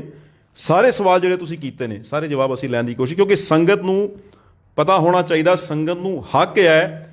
ਇੰਨਾ ਵੱਡਾ ਪਵਿੱਤਰ ਸਥਾਨ, ਉੱਤਰ ਭਾਰਤ ਦਾ ਸਭ ਤੋਂ ਵੱਡਾ ਪਵਿੱਤਰ ਸਥਾਨ ਹੈ, ਜਿੱਥੋਂ ਅਗਰ ਸੰਗਤ ਦੇ ਹਿੱਤਾਂ ਲਈ ਕੋਈ ਆਵਾਜ਼ ਚੁੱਕੀ ਜਾਏ, ਸਾਨੂੰ ਨਹੀਂ ਲੱਗਦਾ ਕਿ ਸਰਕਾਰਾਂ ਵੀ ਉਸ ਗੱਲ ਨੂੰ ਮੋੜ ਦੇਣ। ਜੇ ਉੱਥੇ ਜੀ ਕੁਝ ਕਹਿਣਾ ਚਾਹੁੰਦੇ ਹੋ? ਉਹ ਨਾ ਵੇਖੋ ਮੇਰੀ ਗੱਲ ਸੁਣ, ਜਦੋਂ ਸਿਆਣਿਆਂ ਦੇ ਨਾ ਬਾੜੀ ਖੇਤ ਨੂੰ ਖਾਣ ਲੱਗ ਜਾਏ ਨਾ, ਤੇ ਖੇਤ ਕਿਵੇਂ ਬਚੇਗਾ? ਜਿਹੜੇ ਲੋਕਾਂ ਨੇ ਚੁਣ ਕੇ ਬੰਦੇ ਘੱਲੇ ਨੇ ਨਾ, ਸਭ ਤੋਂ ਪਹਿਲਾਂ ਉਹਨਾਂ ਦਾ ਫਰਜ਼ ਬਣਦਾ ਹੈ ਕਮੇਟੀ ਦੇ ਸੰਵਿਧਾਨ ਦੀ ਰਾਖੀ ਕਰਨੀ। ਸੰਵਿਧਾਨ ਅਗਰ ਬਚੇਗਾ ਤੇ ਕਮੇਟੀ ਮਜ਼ਬੂਤ ਰਹੇਗੀ। ਅਗਰ ਕਮੇਟੀ ਦਾ ਸੰਵਿਧਾਨ ਕਮਜ਼ੋਰ ਹੈ, ਉਹਦੀਆਂ ਜੜ੍ਹਾਂ 'ਚ ਪਾਣੀ ਪੈਣ ਡਿਆ, ਤੇ ਫਿਰ ਰਿਸੀਵਰ ਬਏਗਾ। ਜਿਹੜੇ 27 ਮੈਂਬਰ ਸੀ, ਤੁਹਾਨੂੰ ਕਿ ਸਾਰੇ ਮੈਂਬਰ ਗਲਤ ਸੀ ਜਾਂ ਬਿਲਕੁਲ ਨਹੀਂ? ਕਿੰਨੇ ਮੈਂਬਰ? ਬਿਲਕੁਲ ਗਲਤ। ਦੇਖੋ, ਮਤਲਬ ਜਿਹੜੇ ਤੁਹਾਡੇ ਪੱਖ ਸੀ ਉਹ ਮੈਂਬਰ ਠੀਕ ਸੀ, ਬਾਕੀ ਗਲਤ ਸੀ। ਸਵਾਲ ਮੇਰਾ ਪੱਖ ਨਹੀਂ, ਕਮੇਟੀ ਦਾ ਪੱਖ। ਅਗਰ ਤੁਸੀਂ ਵੀ ਕਮੇਟੀ ਦੇ ਪੱਖ ਹੋ, ਤੁਸੀਂ ਠੀਕ ਹੋ। ਅਗਰ ਤੁਸੀਂ ਸੰਵਿਧਾਨ ਦੇ ਖਿਲਾਫ ਜਾਂਦੇ ਹੋ, ਤੁਸੀਂ ਗਲਤ ਹੋ। ਮੈਂ ਤੁਹਾਡੇ 27 ਮੈਂਬਰਾਂ ਚੋਂ ਕਿੰਨੇ ਮੈਂਬਰ ਗਲਤ ਸੀ? 27 ਮੈਂਬਰ ਉਹ ਜਿਹੜੇ ਡੇਰੇਦਾਰ ਦੇ ਅੰਨੇ ਭਗਤ ਸਨ ਨਾ, ਜਿਵੇਂ ਅੱਜ ਮੋਤੀ ਦੇ ਅੰਨੇ ਭਗਤ ਨੇ, ਇਸ ਤਰ੍ਹਾਂ ਉਹਦੇ ਅੰਨੇ ਭਗਤ। ਕਿੰਨੇ ਮੈਂਬਰ? 9-10 ਬੰਦੇ ਹਨ ਉਹਦੇ। ਬਾਕੀ ਤੁਹਾਡੇ ਮੈਂਬਰ ਸਾਰੇ ਠੀਕ ਸੀ, ਬਸ ਸਾਫ਼ ਸੁਥਰੇ ਸੁੱਚੇ। ਬਿਲਕੁਲ ਸਾਫ਼ ਸੁਥਰੇ ਹਨ। ਖੈਰ ਕਿ ਤੁਸੀਂ ਆਪਣੇ ਆਪ ਨੂੰ ਕਹੋਗੇ। ਬਿਲਕੁਲ ਨਹੀਂ, ਆਪਣੇ ਆਪ ਦਾ ਮਤਲਬ ਨਹੀਂਗਾ। ਮੈਂ ਇੱਕੋ ਹੀ ਪੁਆਇੰਟ ਦੀ ਗੱਲ, ਭਈ ਕਮੇਟੀ ਦਾ ਸੰਵਿਧਾਨ ਬਣਿਆ, ਜਿਹੜਾ ਬੰਦਾ ਸੰਵਿਧਾਨ ਦੇ ਤਰੀਕੇ ਨਾਲ ਚੱਲਦਾ ਉਹ ਕਮੇਟੀ ਦਾ ਹਿਤੈਸ਼ੀ ਹੈ। ਜਿਹੜਾ ਸੰਵਿਧਾਨ ਦੀ ਪਰਵਾਹ ਕਰਨ ਤੋਂ ਬਿਨਾਂ ਪੈਸੇ ਵੰਡਦਾ ਪਿਆ, ਚਲੋ ਪੈਸੇ ਵੰਡਦਾ, ਕਮੇਟੀ ਦੇ ਪੈਸੇ ਇਹਨਾਂ ਲੋਕਾਂ ਨੂੰ ਵੰਡੇ। ਮੈਂ ਪੁੱਛਿਆ ਕਿਹਨੇ ਪਾਸ ਕੀਤਾ ਹੈ, ਕਿਹੜੇ ਪ੍ਰਸਤਾਵ ਪਾਰਿਤ ਹੋਇਆ? ਦੱਸੋ ਤੁਸੀਂ ਮੈਨੂੰ, ਅੱਜ ਵੀ ਦੱਸੋ। ਮੈਂ ਤੁਹਾਡੇ ਜਰੀਏ ਸਮਾਜ ਦੇ ਵਿੱਚ ਬੈਠਾ ਵਾਂ, ਉਹਨਾਂ ਪੁੱਛੋ ਜਿੰਨੇ ਪੈਸੇ ਇਹਨਾਂ ਲੋਕਾਂ ਨੂੰ ਦਿੱਤੇ ਨੇ। ਇੱਕ ਵਿਸ਼ੇਸ਼ ਉਪ ਸਮਿਤੀ ਦਾ ਗਠਨ ਕੀਤਾ ਜਦੋਂ ਇਹ ਸੇਵਾ ਸਿੰਘ ਵਾਰੀ ਗਲਤ ਕੰਮ ਕਰਦਾ ਹੀ ਨਾ ਪਿਆ, ਤੇ ਇੱਕ ਡੀਐਮ ਨੇ ਰਾਹ ਕੱਢਿਆ ਵੀ ਇਹ ਵਿਸ਼ੇਸ਼ ਉਪ ਸਮਿਤੀ का हमें गठन करते हैं कि विशेष उप समिति ਜਿਹਨੂੰ ਪਾਰਿਤ ਕਰੇਗੀ ਨਾ, तो ਉਸ ਤੋਂ ਬਾਅਦ ਉਹ ਕੰਮ ਕਰੇਗਾ। ਵਿਸ਼ੇਸ਼ ਉਪ ਸਮਿਤੀ ਨੇ ਜਿਹੜੇ ਫੈਸਲੇ ਲਏ, ਸੇਵਾ ਸਿੰਘ ਨੇ ਇਕੱਲੇ ਨੇ ਉਹਨੂੰ ਖਾਰਿਜ ਕਰ ਦਿੱਤਾ। ਭਾਈ ਇਹਦਾ ਹੱਲ ਕੀ ਹੈ ਫਿਰ? ਮੇਰੀ ਗੱਲ ਸੁਣੋ, ਜਾਂ ਤੇ ਵੇਖੋ ਸੰਗਤ ਇਹ ਕਹਿ ਰਹੀ ਹੈ, ਵੇਖ ਸੰਗਤ ਕਹਿ ਰਹੀ ਹੈ ਕਿ ਆਡਿਟ ਹੋਣਾ ਚਾਹੀਦਾ ਹੈ, ਵੀਕਲੀ ਰਿਪੋਰਟ ਹੋਣੀ ਚਾਹੀਦੀ ਹੈ, ਬਿਲਕੁਲ ਹੁਣ ਤੱਕ ਕਰਮਚਾਰੀ ਦੀ ਪ੍ਰਾਪਰਟੀ ਚੈੱਕ ਹੋਣੀ ਚਾਹੀਦੀ ਹੈ। ਇੱਕ ਸੈਕਿੰਡ ਰੁਕੋ। ਹੁਣ ਚਲੋ ਸੰਗਤ ਸਾਰੀ ਇਸ ਪ੍ਰੋਗਰਾਮ ਦੇਖ ਰਹੀ ਹੈ, ਦੁਰਵਰਤੋਂ ਨਾ ਹੋਏ ਗੁਰੂ ਦੀ ਗੋਲਕ ਦੀ, ਉੱਥੇ ਦੀ ਕਿਸ ਤਰ੍ਹਾਂ ਹੋਏ ਵੀ ਤੁਸੀਂ ਕਮੇਟੀ ਦੇ ਵਿੱਚ ਰਹੇ ਹੋ, ਤੁਹਾਨੂੰ ਸਾਰਾ ਪਤਾ ਹੈ ਕੀ ਹੋਣਾ ਚਾਹੀਦਾ ਹੈ। ਸਾਫ਼ ਸੁਥਰਾ ਕੰਮ ਹੋਏ, ਗੁਰੂ ਦੀ ਉੱਥੇ ਗੱਲ ਚੁੱਕੀ ਜਾਏ, ਸੰਗਤ ਦੇ ਹਿੱਤਾਂ ਲਈ ਗੱਲ ਚੁੱਕੀ ਜਾਏ, ਕੀ ਹੋਣਾ ਚਾਹੀਦਾ ਉੱਥੇ? ਜਿਹੜੇ ਤੇ ਬਾਈ ਡੇਰੇਦਾਰਾਂ ਨੂੰ ਆਉਂਦੇ ਨੇ ਮਹਾਂਪੁਰਸ਼, ਉਹ ਤੇ ਕਮੇਟੀ ਦੀ ਰਾਖੀ ਨਹੀਂ ਜੇ ਕਰ ਸਕਦੇ, ਤੇ ਜਿਹੜੇ ਸਿਰਫ ਗੁਰੂ ਨਾਨਕ ਦੇ ਸਿਧਾਂਤ ਨੂੰ ਮੰਨਦੇ ਨੇ, ਉਹ ਜਾ ਕੇ ਕਮੇਟੀ ਦੀ ਰਾਖੀ ਕਰ ਸਕਦੇ ਨੇ। ਤੁਹਾਡਾ ਸਿੱਧਾ ਫਿਰ ਘੁੰਮ ਫਿਰ ਕੇ ਗੱਲ ਉੱਥੇ ਹੀ ਆ ਜਾਂਦੀ ਡੇਰੇ ਦੇ। ਮੈਂ ਚਾਹੁੰਦਾ ਕਿ ਇਹਦਾ ਨਾ ਕੁਝ ਹੱਲ ਨਿਕਲ ਸਕੇ, ਕੁਝ ਬੈਨੀਫਿਟ ਨਿਕਲ ਸਕੇ ਸੰਗਤ ਨੂੰ। ਵੀ ਕਿਵੇਂ ਹੁਣ ਕਮੇਟੀ ਜਿਹੜਾ ਬੰਦਾ ਆਪਣੇ ਅਸੂਲਾਂ ਦੇ ਕਾਇਮ ਜਾਵੇ, ਜਿਹੜਾ ਸੱਚ ਨੂੰ ਸੱਚ ਆਖਣ ਦੀ ਹਿੰਮਤ ਰੱਖਦਾ, ਉਹ ਪਹਿਰਾ ਦੇ ਸਕਦਾ। ਜਿਹੜਾ ਬੰਦਾ ਕਿਸੇ ਕਾਰਨ ਦਬਿਆ, ਕਿਸੇ ਤੋਂ ਡਰਦਾ ਜਾਂ ਵਿਕ ਜਾਂਦਾ, ਉਹ ਰਾਖੀ ਨਹੀਂ ਕਰ ਸਕਦਾ। ਦੇਖੋ, ਸਿੱਖ ਪੰਥ ਜਿਹੜਾ ਨਾ, ਇਹ ਬੜੀ ਚੜ੍ਹਦੀ ਕਲਾ ਦਾ ਪ੍ਰਤੀਕ ਹੈ, ਔਰ ਸਿੱਖ ਪੰਥ ਜਦੋਂ ਡਾਊਨਫਾਲ ਚ ਗਿਆ ਨਾ, ਆਗੂਆਂ ਦੇ ਕਰਕੇ ਗਿਆ। ਸਿੱਖਾਂ ਦੇ ਜਿਹੜੋਂ ਆਗੂ ਚੜ੍ਹਦੀ ਕਲਾ ਚ ਗਏ ਨੇ ਨਾ, ਤੁਸੀਂ ਬਹੁਤ ਵੱਡੇ, ਤੁਸੀਂ ਬਹੁਤ ਵਧੀਆ ਉੱਥੇ ਆਗੂ ਸੀ, ਕਿਸੇ ਤੋਂ ਡਰਨ ਵਾਲੇ ਨਹੀਂ ਸੀ। ਤੁਸੀਂ ਕੀ ਹਾਸਲ ਕੀਤਾ ਸੰਗਤ ਦੇ ਲਈ ਉੱਥੇ? ਬਈ ਵੇਖੋ, ਤੁਹਾਡੀ ਕੀ ਉਪਲਬਧੀ ਹੈ? ਜਦੋਂ ਮੈਨੂੰ ਸੰਵਿਧਾਨਿਕ ਪ੍ਰਕਿਰਿਆ ਨਹੀਂ ਨਾ ਹਟਾ ਸਕੇ, ਤੇ ਫਿਰ ਇਹਨਾਂ ਪੁਲਿਸ ਨੂੰ ਕਿਹਾ ਕਿ ਮੇਰੇ ਤੇ ਫਰਜ਼ੀ ਕੇਸ ਪਵਾਇਆ। ਨਹੀਂ ਉਹ ਤਾਂ ਚਲੋ ਜਾਂਚ ਦਾ ਵਿਸ਼ਾ ਹੈ ਨਾ ਬਈ ਫਰਜ਼ੀ ਕੇਸ ਜੀ ਕਿਹੜੀ ਕੀ ਜਾਂਚ ਦਾ ਵਿਸ਼ਾ? ਹੁਣ ਮੰਨ ਲਓ ਕਿਸੇ ਕਿਹੜੀ ਜਾਂਚ ਦਾ ਕਿਸੇ ਨੂੰ ਜੇ ਤੁਸੀਂ ਸੁਸਾਈਡ ਕੇਸ ਵਾਲੀ ਗੱਲ ਕਰਦੇ ਹੋ ਨਾ। ਨਹੀਂ ਮੇਰੀ ਗੱਲ ਸੁਣੋ ਭਾਜੀ, ਮੇਰੀ ਗੱਲ ਸੁਣੋ। ਵੇਖੋ ਮੈਂ ਤੁਹਾਨੂੰ ਦੱਸਣਾ ਵਾ, ਤੁਸੀਂ ਮੈਨੂੰ ਪਹਿਲਾਂ ਦੱਸ ਦੇਣਾ ਇਸ ਗੱਲ ਦੀ ਗੱਲ ਕਰਨੇ ਆ, ਤੇ ਮੈਂ ਤੁਹਾਨੂੰ ਦੱਸਦਾ ਵੀ ਇੱਕ ਵਾਰੀ ਕੋਈ ਤੁਸੀਂ ਸੰਵਿਧਾਨਿਕ ਪ੍ਰਕਿਰਿਆ ਗਲਤ ਹੁੰਦੀ ਹੈ, ਤੁਹਾਡੇ ਕੋਲ 2 ਵਾਰੀ ਗਲਤ ਹੁੰਦੀ ਹੈ, ਕਮ ਸੇ ਕਮ 6 ਵਾਰੀ ਇਹਨਾਂ ਲੋਕਾਂ ਨੇ ਗਲਤ ਫੈਸਲੇ ਕੀਤੇ। 6 ਵਾਰੀ ਸੰਵਿਧਾਨਿਕ ਪ੍ਰਕਿਰਿਆ ਦੇ ਜਿਹੜੇ ਫੈਸਲੇ ਨੇ ਉਹ ਇਹਨਾਂ ਦੇ ਗਲਤ ਸਾਬਤ ਹੋਏ ਨੇ। ਮੈਂ ਤੁਹਾਨੂੰ ਆਦੇਸ਼ ਦੇਣਾ ਵਾ, ਆਪਣਾ ਪੜਵਾਨਾ ਵਾ ਆਦੇਸ਼ ਮੇਰੇ ਕੋਲ ਜਿਹੜਾ ਆਦੇਸ਼ ਹੈ, ਜਿਹੜਾ ਸਰਕਾਰੀ ਆਦੇਸ਼ ਹੈ। ਹਾਂਜੀ ਜਿਹੜਾ ਕਿਉਂਕਿ ਜਿਹੜਾ ਰਜਿਸਟਰਾਰ ਆਫਿਸ ਸੀ ਨਾ, ਇਹਦਾ ਮਤਲਬ ਸਾਰੇ ਤੁਹਾਡੇ ਮੈਂਬਰ ਛੱਡ ਕੇ ਉਹਨਾਂ ਦੇ ਸਾਰੇ ਮੈਂਬਰ ਗਲਤ ਨੇ। ਸਾਰੇ ਗਲਤ ਨੂੰ ਗਲਤ ਕਹਾਂਗੇ, ਕੋਈ ਲੋਕ ਨੇ ਭ੍ਰਸ਼ਟ ਕਹਾਂਗੇ। ਅੱਛਾ ਹੁਣ ਅਗਰ ਹੁਣ ਇਹ ਹੋਏ ਕਿ ਜਿਹੜੇ ਪੁਰਾਣੇ ਮੈਂਬਰ ਨਵੀਂ ਕਮੇਟੀ ਚ ਆਣ ਹੀ ਨਾ। ਨਹੀਂ ਜਿਹੜੇ ਆਉਂਦੇ ਕਮੇਟੀ ਚ ਨੇ ਤੇ ਜਾ ਕੇ ਬੈਂਦੇ ਉਹਦੇ ਕੋਲ ਡੇਰੇਦਾਰ ਕੋਲ ਨੇ, ਤੇ ਉਹਨੂੰ ਮੈਂ ਕਿਵੇਂ ਕਹਿ ਦਾਂਗਾ ਕਮੇਟੀ ਹਿੱਤ ਵਿੱਚ ਨੇ। ਜਿਹੜੀ ਗੱਲ ਕਮੇਟੀ ਦੀ ਕਰੇਗਾ ਉਹ ਕਮੇਟੀ ਦੇ ਹੱਥ ਵਿੱਚ ਹੋਏਗਾ, ਜਿਹੜਾ ਗੱਲ ਉਹਦੇ ਕਰੇਗਾ ਦੂਜੇ ਮਸੰਦ ਦੀ ਗੱਲ ਕਰੇਗਾ ਉਹਨੂੰ ਮੈਂ ਕਿਵੇਂ ਕਹਾਂਗਾ ਉਹ ਕਮੇਟੀ ਦੇ ਹੱਕ ਵਿੱਚ ਨੇ। ਅੱਛਾ ਖਾਲੀ ਤੁਹਾਡੇ ਮੈਂਬਰ ਠੀਕ ਸੀ, ਉਹਨਾਂ ਦੇ ਮੈਂਬਰ ਗਲਤ ਨੇ। ਜਿਹੜੇ ਠੀਕ ਕਹਾਂਗਾ ਮੈਂ ਉਹਨਾਂ ਨੂੰ, ਜਿਹੜੇ ਅੱਖਾਂ ਮੀਟ ਕੇ ਵੇਖੋ ਤੁਸੀਂ ਜਿਹੜਾ ਵੀ ਕੰਮ ਕੀਤਾ ਹੈ ਸਾਰਾ ਜਿਹੜਾ ਸੰਵਿਧਾਨ ਦੇ ਅਕੋਰਡਿੰਗ ਕੀਤਾ ਹੈ।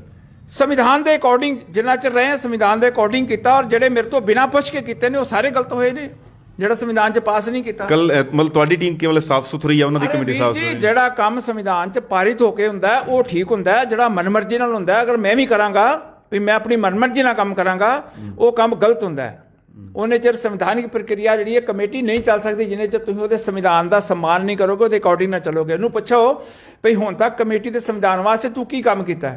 ਅਗਰ ਉਹ ਆਖਣ ਨਾ ਅਸੀਂ ਕੰਮ ਕੀਤਾ, ਉਹਨਾਂ ਨੇ ਰੁੱਖ ਵੇਚ ਦਿੱਤੇ, ਉਹਨਾਂ ਨੇ ਮੱਝਾਂ ਲਿਆ ਕੇ ਵੇਚ ਦਿੱਤੀਆਂ, ਉਸ ਤੋਂ ਬਾਅਦ ਤੁਸੀਂ ਉਹਨਾਂ ਨੇ ਮਿੱਟੀ ਪਵਾਈ, ਮਿੱਟੀਆਂ ਦੇ ਨਾਂ ਦੇ ਉੱਤੇ ਫਰਜ਼ੀ ਵਾੜੇ ਕੀਤੇ, ਅੱਜ ਜ਼ਮੀਨਾਂ ਦੇ ਉੱਤੇ ਕੀਤੇ, ਨਵੀਆਂ ਬਿਲਡਿੰਗਾਂ ਤੋੜ ਕੇ ਨਵੀਆਂ ਬਣਾਈਆਂ। ਇਹ ਤਾਂ ਜਿਹੜਾ ਵੀ ਕਮੇਟੀ ਤੇ ਰਹੇਗਾ ਉਹਨੇ ਤੇ ਆਰੋਪ ਲੱਗਣਗੇ ਵੀ ਜਿਹੜਾ ਆਰੋਪ ਲੱਗਣ ਪੰਜਾਬ ਵਾਲੀ ਕਮੇਟੀ ਦਾ। ਇੱਕ ਸੈਕਿੰਡ ਰੁਕੋ, ਮੇਰੀ ਗੱਲ ਸੁਣੋ। ਕਮੇਟੀ ਤੇ ਤਾਂ ਜਿਹੜਾ ਅੱਗੇ ਆਏਗਾ ਆਰੋਪ ਤਾਂ ਉਹਦੇ ਤੇ ਹੀ ਲੱਗਣਗੇ, ਜਿਹੜਾ ਕੰਮ ਕਰਨ ਨੂੰ ਆਏਗਾ। ਮੇਰੀ ਗੱਲ ਸੁਣੋ, ਜਿਹੜੇ ਬੰਦੇ ਨੂੰ ABCD ਨਹੀਂ ਹੁੰਦੀ ਉਹ ਆਰੋਪ ਲਾ ਦੇ, ਠੀਕ ਹੈ ਕਿ ਨਹੀਂ, ਤੇ ਉਸ ਤੋਂ ਬਾਅਦ ਉਹਨੂੰ ਪੁੱਛੋ ਵੀ ਭਾਈ ਤੂੰ ਆ ਕੇ ਪਤਾ ਕਰ ਇੱਥੇ। ਤੁਸੀਂ ਪਹਿਲਾਂ ਜਾਂਚ ਕਰੋ, ਜਾਂਚ ਕਰਨ ਤੋਂ ਫਿਰ ਤੁਹਾਨੂੰ ਪਤਾ ਲੱਗਣਾ ਚਾਹੀਦਾ ਵੀ ਹਰਦਵਿੰਦਰ ਸਿੰਘ ਚਾਵਲਾ ਗਲਤ ਨੇ ਕਿ ਪ੍ਰੀਤਮ ਸਿੰਘ ਸੰਧੂ ਗਲਤ ਹੈ, ਫਿਰ ਤੁਹਾਡਾ ਆਰੋਪ ਲਾਉਣ ਦਾ ਸਹੀ ਬਣਦਾ ਹੈ। ਹੁਣ ਮੈਂ ਨਾ ਜੇ ਤੁਸੀਂ ਕਮੇਟੀ ਤੋਂ ਪਿਆਰ ਸੀ ਤੁਹਾਡਾ, ਤੇ ਅੱਜ ਕਮੇਟੀ ਜਿਹੜੀ ਸਾਡੀ ਰਿਨਿਊਅਲ ਤੱਕ ਨਹੀਂ ਹੋਈ। ਆਈ ਗੱਲ ਸਮਝ। ਮੈਂ ਕੁਝ ਗੱਲਾਂ ਇੱਥੇ ਨਹੀਂ ਕਹਿਣਾ ਚਾਹੁੰਦਾ ਕਿ ਕੋਈ ਪੰਥ ਵਿਰੋਧੀ ਤਾਕਤਾਂ ਉਹਨਾਂ ਦਾ ਫਾਇਦਾ ਨਾ ਉਠਾ ਲੈਣ, ਇਹ ਵਿਚਲੀਆਂ ਗੱਲਾਂ ਨੇ, ਮੈਂ ਇਹਨੂੰ ਓਪਨ ਨਹੀਂ ਕਰਨਾ ਚਾਹੁੰਦਾ। ਚਲੋ ਖੈਰ, ਇੱਕ ਕਮਜ਼ੋਰੀ ਹੈ ਉਹਦੇ ਵਿੱਚ। ਸੰਧੂ ਸਾਹਿਬ ਜੀ ਮੈਂ ਤੁਹਾਡੇ ਤੋਂ ਮਾਫੀ ਚਾਹਾਂਗਾ, ਸਾਡੇ ਕੋਲ ਨਾ ਅਜੇ ਸਮਾਂ ਤੁਹਾਡੇ ਨਾਲ ਅਸੀਂ ਬਹੁਤ ਜਲਦੀ ਰੂਬਰੂ ਹੋਣਾ ਹੈ, ਕਿਉਂਕਿ ਵੇਖੋ ਸੰਗਤ ਦੀ ਬਹੁਤ ਜਿਗਿਆਸਾ ਹੈ ਉਸ ਕਮੇਟੀ ਦੇ ਲਈ, ਠੀਕ ਹੈ। ਖੁੱਲੇ ਸਮੇਂ ਲਈ ਤੁਹਾਡੇ ਕੋਲ ਰੂਬਰੂ ਹੋਣਾ, ਤੁਹਾਡੇ ਤੋਂ ਮਾਫੀ ਚਾਹੁੰਦੇ ਆ। ਤੇ ਅਸੀਂ ਜਿਹੜਾ ਲਾਈਵ ਕਰਨਾ ਹੈ ਉਹ ਅਸੀਂ ਹੁਣ ਬਹੁਤ ਜਲਦੀ ਹਾਜ਼ਰ ਹੋਵਾਂਗੇ ਤੁਹਾਡੇ ਨਾਲ। ਜਿਹੜੇ ਹੈਗੇ ਆ ਗੁਰਦੁਆਰਾ ਕਮੇਟੀ ਦੇ ਪ੍ਰਧਾਨ ਸਰਦਾਰ ਸੇਵਾ ਸਿੰਘ ਜੀ, ਉਹਨਾਂ ਦੇ ਨਾਲ ਵੀ ਹਾਜ਼ਰ ਹੋਵਾਂਗੇ, ਉਹਨਾਂ ਤੋਂ ਹੀ ਪੁੱਛਾਂਗੇ, ਉਹਨਾਂ ਨੂੰ ਵੀ ਸੰਗਤ ਦੀ ਕਚਹਿਰੀ ਹਾਜ਼ਰ ਕਰਾਂਗੇ ਕਿ ਆਖਰ ਸੰਗਤ ਨੇ ਜਿਹੜੀ ਉਹਨਾਂ ਨੂੰ ਇੱਕ ਬਹੁਤ ਵੱਡੀ ਜ਼ਿੰਮੇਵਾਰੀ ਦਿੱਤੀ ਸੀ, ਕੀ ਉਹ ਆਪਣੀ ਜ਼ਿੰਮੇਵਾਰੀ ਤੇ ਪੂਰਾ ਹੋ ਸਕੇ। ਤੁਸੀਂ ਆਪਣੇ ਕਮੈਂਟ ਇਹਦੇ ਜ਼ਰੂਰ ਪਾ ਦਿਆ ਜੇ ਜਿਹੜੇ ਤੁਸੀਂ ਪ੍ਰਸ਼ਨ ਉਹਨਾਂ ਤੋਂ ਪੁੱਛਣਾ ਚਾਹੁੰਦੇ ਹੋ। ਤੇ ਇੱਕ ਗੱਲ ਕਰਾਂ ਮੈਂ ਜੀ, ਤੁਸੀਂ ਇੰਜ ਕਰੋ, ਹੋਰ ਵੀ ਪੱਤਰਕਾਰ ਬੁਲਾ ਲਓ ਵਿਚਕਾਰ, ਤੇ ਆਮ ਸੰਗਤ ਨੂੰ ਵੀ ਗੱਲ ਆਖੋ, ਤੇ ਕਿਸੇ ਨਾ ਗੁਰਦੁਆਰੇ ਜਾਂ ਕਿਤੇ ਪਲੇਟਫਾਰਮ ਤੇ ਬੈਠ। ਨਹੀਂ ਵੇਖੋ ਤੁਹਾਡੀ ਮੇਰੀ ਗੱਲ ਸੁਣੋ, ਨਹੀਂ ਇੱਕ ਸੈਕਿੰਡ ਰੁਕੋ। ਵੇਖੋ ਤੁਹਾਡੀ ਤੁਹਾਡੀ ਕਮੇਟੀ ਦੇ ਜਿਹੜੇ ਹਾਲਾਤ ਹੈਗੇ ਨੇ, ਤੁਸੀਂ ਇਕੱਠੇ ਨਹੀਂ ਬਹਿ ਸਕਦੇ ਹੋ। ਨਹੀਂ ਤੁਸੀਂ, ਤੁਹਾਡੇ ਕਈ ਵਾਰੀ ਐਸਾ ਮਕਸਦ ਇਸ ਤਰ੍ਹਾਂ ਦਾ ਮੋੜ ਆਇਆ ਜਿਹਦਾ ਤੁਸੀਂ ਆਪਸ ਵਿੱਚ ਗੁੱਥਾ ਹੋ ਜਾਂਦੇ ਹੋ। ਨਹੀਂ ਕਹਾਂਗਾ ਮੈਂ, ਹੁਣ ਵੀ ਕਹਾਂਗਾ ਮੈਂ, ਉਹਦੇ 'ਚ ਸਾਡਾ ਮਕਸਦ ਨਹੀਂ ਹੈ ਕਿ ਤੁਹਾਨੂੰ ਆਪਸ ਵਿੱਚ ਲੜਾਉਣਾ। ਅੱਜ ਤੁਹਾਡੇ ਤੋਂ ਸਾਰੇ ਸਵਾਲ ਪੁੱਛੇ ਨੇ, ਅਸੀਂ ਉਹਨਾਂ ਤੋਂ ਸਵਾਲ ਪੁੱਛਾਂਗੇ। ਗੱਲਾਂ ਕਰਾਓ ਨਾ, ਫੇਰ ਸਵਾਦ ਹੁੰਦਾ ਗੱਲ ਕਰਨ ਦਾ, ਜਵਾਬ ਦੇਣ ਦਾ। ਤੁਸੀਂ ਇਹਦੇ 'ਚ ਹੁਣ ਰਿਸ਼ਪਾਲ ਢਿੱਲੋਂ ਤੁਹਾਨੂੰ ਵਾਅਦਾ ਕਰਨਾ ਵੀ ਜਦੋਂ ਤੁਸੀਂ ਮੈਨੂੰ ਬੁਲਾਓਗੇ ਨਾ ਮੈਂ ਉਦੋਂ ਬੋਲਾਂਗਾ, ਇਸ ਤੋਂ ਬਾਅਦ ਇੱਕ ਵੀ ਅੱਖਰ ਨਹੀਂ ਬੋਲਾਂਗਾ। ਤੇ ਪਰ ਤੁਸੀਂ ਇਹ ਆ, ਤੁਸੀਂ ਇੱਕ ਪਾਸੇ ਬਾਹਰ ਔਰ ਸੰਗਤ ਨੂੰ ਆਮ ਆਵਾਨ ਖੁੱਲਾ ਉਹਨਾਂ ਨੂੰ ਬੁਲਾਓ। ਭਾਈ ਸੰਗਤ ਸਾਰਾ ਸੁਣਦੀ ਹੈ, ਸੰਗਤ ਸਾਰਾ ਵੇਖਦੀ ਹੈ, ਉਹਦੇ ਬਾਵਜੂਦ ਲੋਕ ਐਡਵੋਕੇਟ ਲੋਕ ਪੜ੍ਹੇ ਲਿਖੇ ਲੋਕ ਆ ਕੇ ਵਿੱਚ ਬਹਿਣ ਔਰ ਉਹ ਵੇਖਣ ਵੀ ਕੌਣ ਗਲਤ ਹੈ ਕੌਣ ਸਹੀ ਹੈ।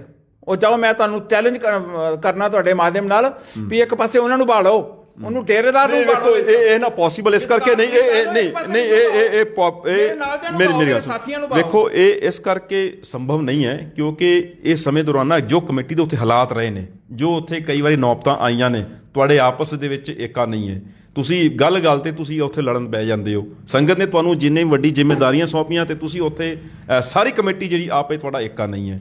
ਵੀ ਕਿਤੇ ਨਾ ਕਿਤੇ ਸੰਗਤ ਆਪਣੇ ਭਾਜੀ, ਆਪ election ਹੋਇਆ ਸੰਗਤ ਕਮੇਟੀ ਸੰਗਤ ਦਾ। ਸੰਗਤ ਕਿਤੇ ਨਾ ਕਿਤੇ ਆਪਣੇ ਆਪ ਨੂੰ ਠੱਗਿਆ ਮਹਿਸੂਸ ਕਰਦੀ ਹੈ ਕਿ ਤੁਹਾਨੂੰ ਇੰਨੀ ਵੱਡੀ ਜ਼ਿੰਮੇਵਾਰੀਆਂ ਦਿੱਤੀਆਂ ਤੇ ਉਸ ਇਲੈਕਸ਼ਨ ਹੋਇਆ ਕਮੇਟੀ ਦਾ ਤੇ ਝੋਲੀ 'ਚ ਜਾ ਕੇ ਪੈ ਗਏ ਡੇਰੇ ਵਾਲੇ ਤੇ ਗਲਤ ਅਸੀਂ ਆ ਕੇ ਉਹ ਨੇ। ਨਹੀਂ ਇਹ ਤਾਂ ਹੁਣ ਵੇਖੋ ਤੁਸੀਂ ਵੇਖੋ ਸਾਰੀ ਪ੍ਰਕਿਰਿਆ ਤੇ ਸੰਵਿਧਾਨ ਦੇ ਅਕੋਰਡਿੰਗ ਹੋਈ ਨਾ। ਤੇ ਸੰਵਿਧਾਨ ਦੇ ਅਕੋਰਡਿੰਗ ਨਹੀਂ ਚੱਲਿਆ ਤਾਂ ਹੀ ਤਾਂ ਝਗੜਾ ਪੈਂਦਾ, ਹੋਰ ਕਾਹਦਾ ਪੈਂਦਾ ਹੈ? ਮੈਂ ਤੁਹਾਨੂੰ ਆਣਾ ਸੰਵਿਧਾਨੀ ਤਰੀਕੇ ਨਾਲ ਚੱਲੋ, ਤੁਸੀਂ ਤਾਂ ਸੰਵਿਧਾਨੀ ਤਰੀਕੇ ਨਾਲ ਚੱਲੋ, ਤੁਹਾਨੂੰ ਖਾਣ ਨੂੰ ਨਹੀਂ ਮਿਲਦਾ ਪਿਆ। ਹੁਣ ਕਮੈਂਟ ਆਣੇ ਸ਼ੁਰੂ ਹੋਏ ਨੇ, ਕੁਝ ਕਮੈਂਟ ਤੁਹਾਡੇ ਖਿਲਾਫ ਵੀ ਆ ਰਹੇ। ਪ੍ਰੀਤਮ ਕੋਈ ਗੱਲ ਸਿੰਘ ਨਹੀਂ, ਕੋਈ ਸੰਧੂ ਹੀ ਗਲਤ ਵਾ ਜਿਨ੍ਹਾਂ ਹਰਾਮ ਕੀਤਾ ਸੀ ਇਹਨਾਂ ਸਾਰੇ ਆ ਸੇਵਾਦਾਰਾਂ ਵੇਖੋ ਦਾ। ਆ ਜਿਹਦਾ ਨਾਂ ਲਿਖਿਆ ਹੈ ਹਾਂ। ਨਾ, ਇਹ ਉਹੀ ਹਰਾਮ ਦਾ ਚਿਮਚਾ ਉਹਦਾ, ਉਹ ਡੇਰੇ ਦਾ। ਚਲੋ ਖੈਰ ਅਸੀਂ ਚਾਹੁੰਦੇ ਕਿ ਸਭ्य ਭਾਸ਼ਾ ਜਿਹੜੀ ਹੈ ਇਹਦੇ ਚ ਤੁਹਾਨੂੰ ਸਾਰਿਆਂ ਨੂੰ ਬੇਨਤੀ ਹੈ ਕਿ ਵੇਖੋ ਜੇ ਕਮੈਂਟ ਤੁਸੀਂ ਪਾਣੇ ਹੈ ਤੇ ਸਭ्य ਜਿਹੜੀ ਸ਼ਬਦਾਵਲੀ ਹੈ ਉਹ ਵਰਤੋ। ਪਲੇਟਫਾਰਮ ਤੁਹਾਡੇ ਸਾਰਿਆਂ ਲਈ ਹਾਜ਼ਰ ਹੈ। ਅਸੀਂ ਚਾਹੁੰਦੇ ਹਾਂ ਕਿ ਸਾਡੇ ਇਸ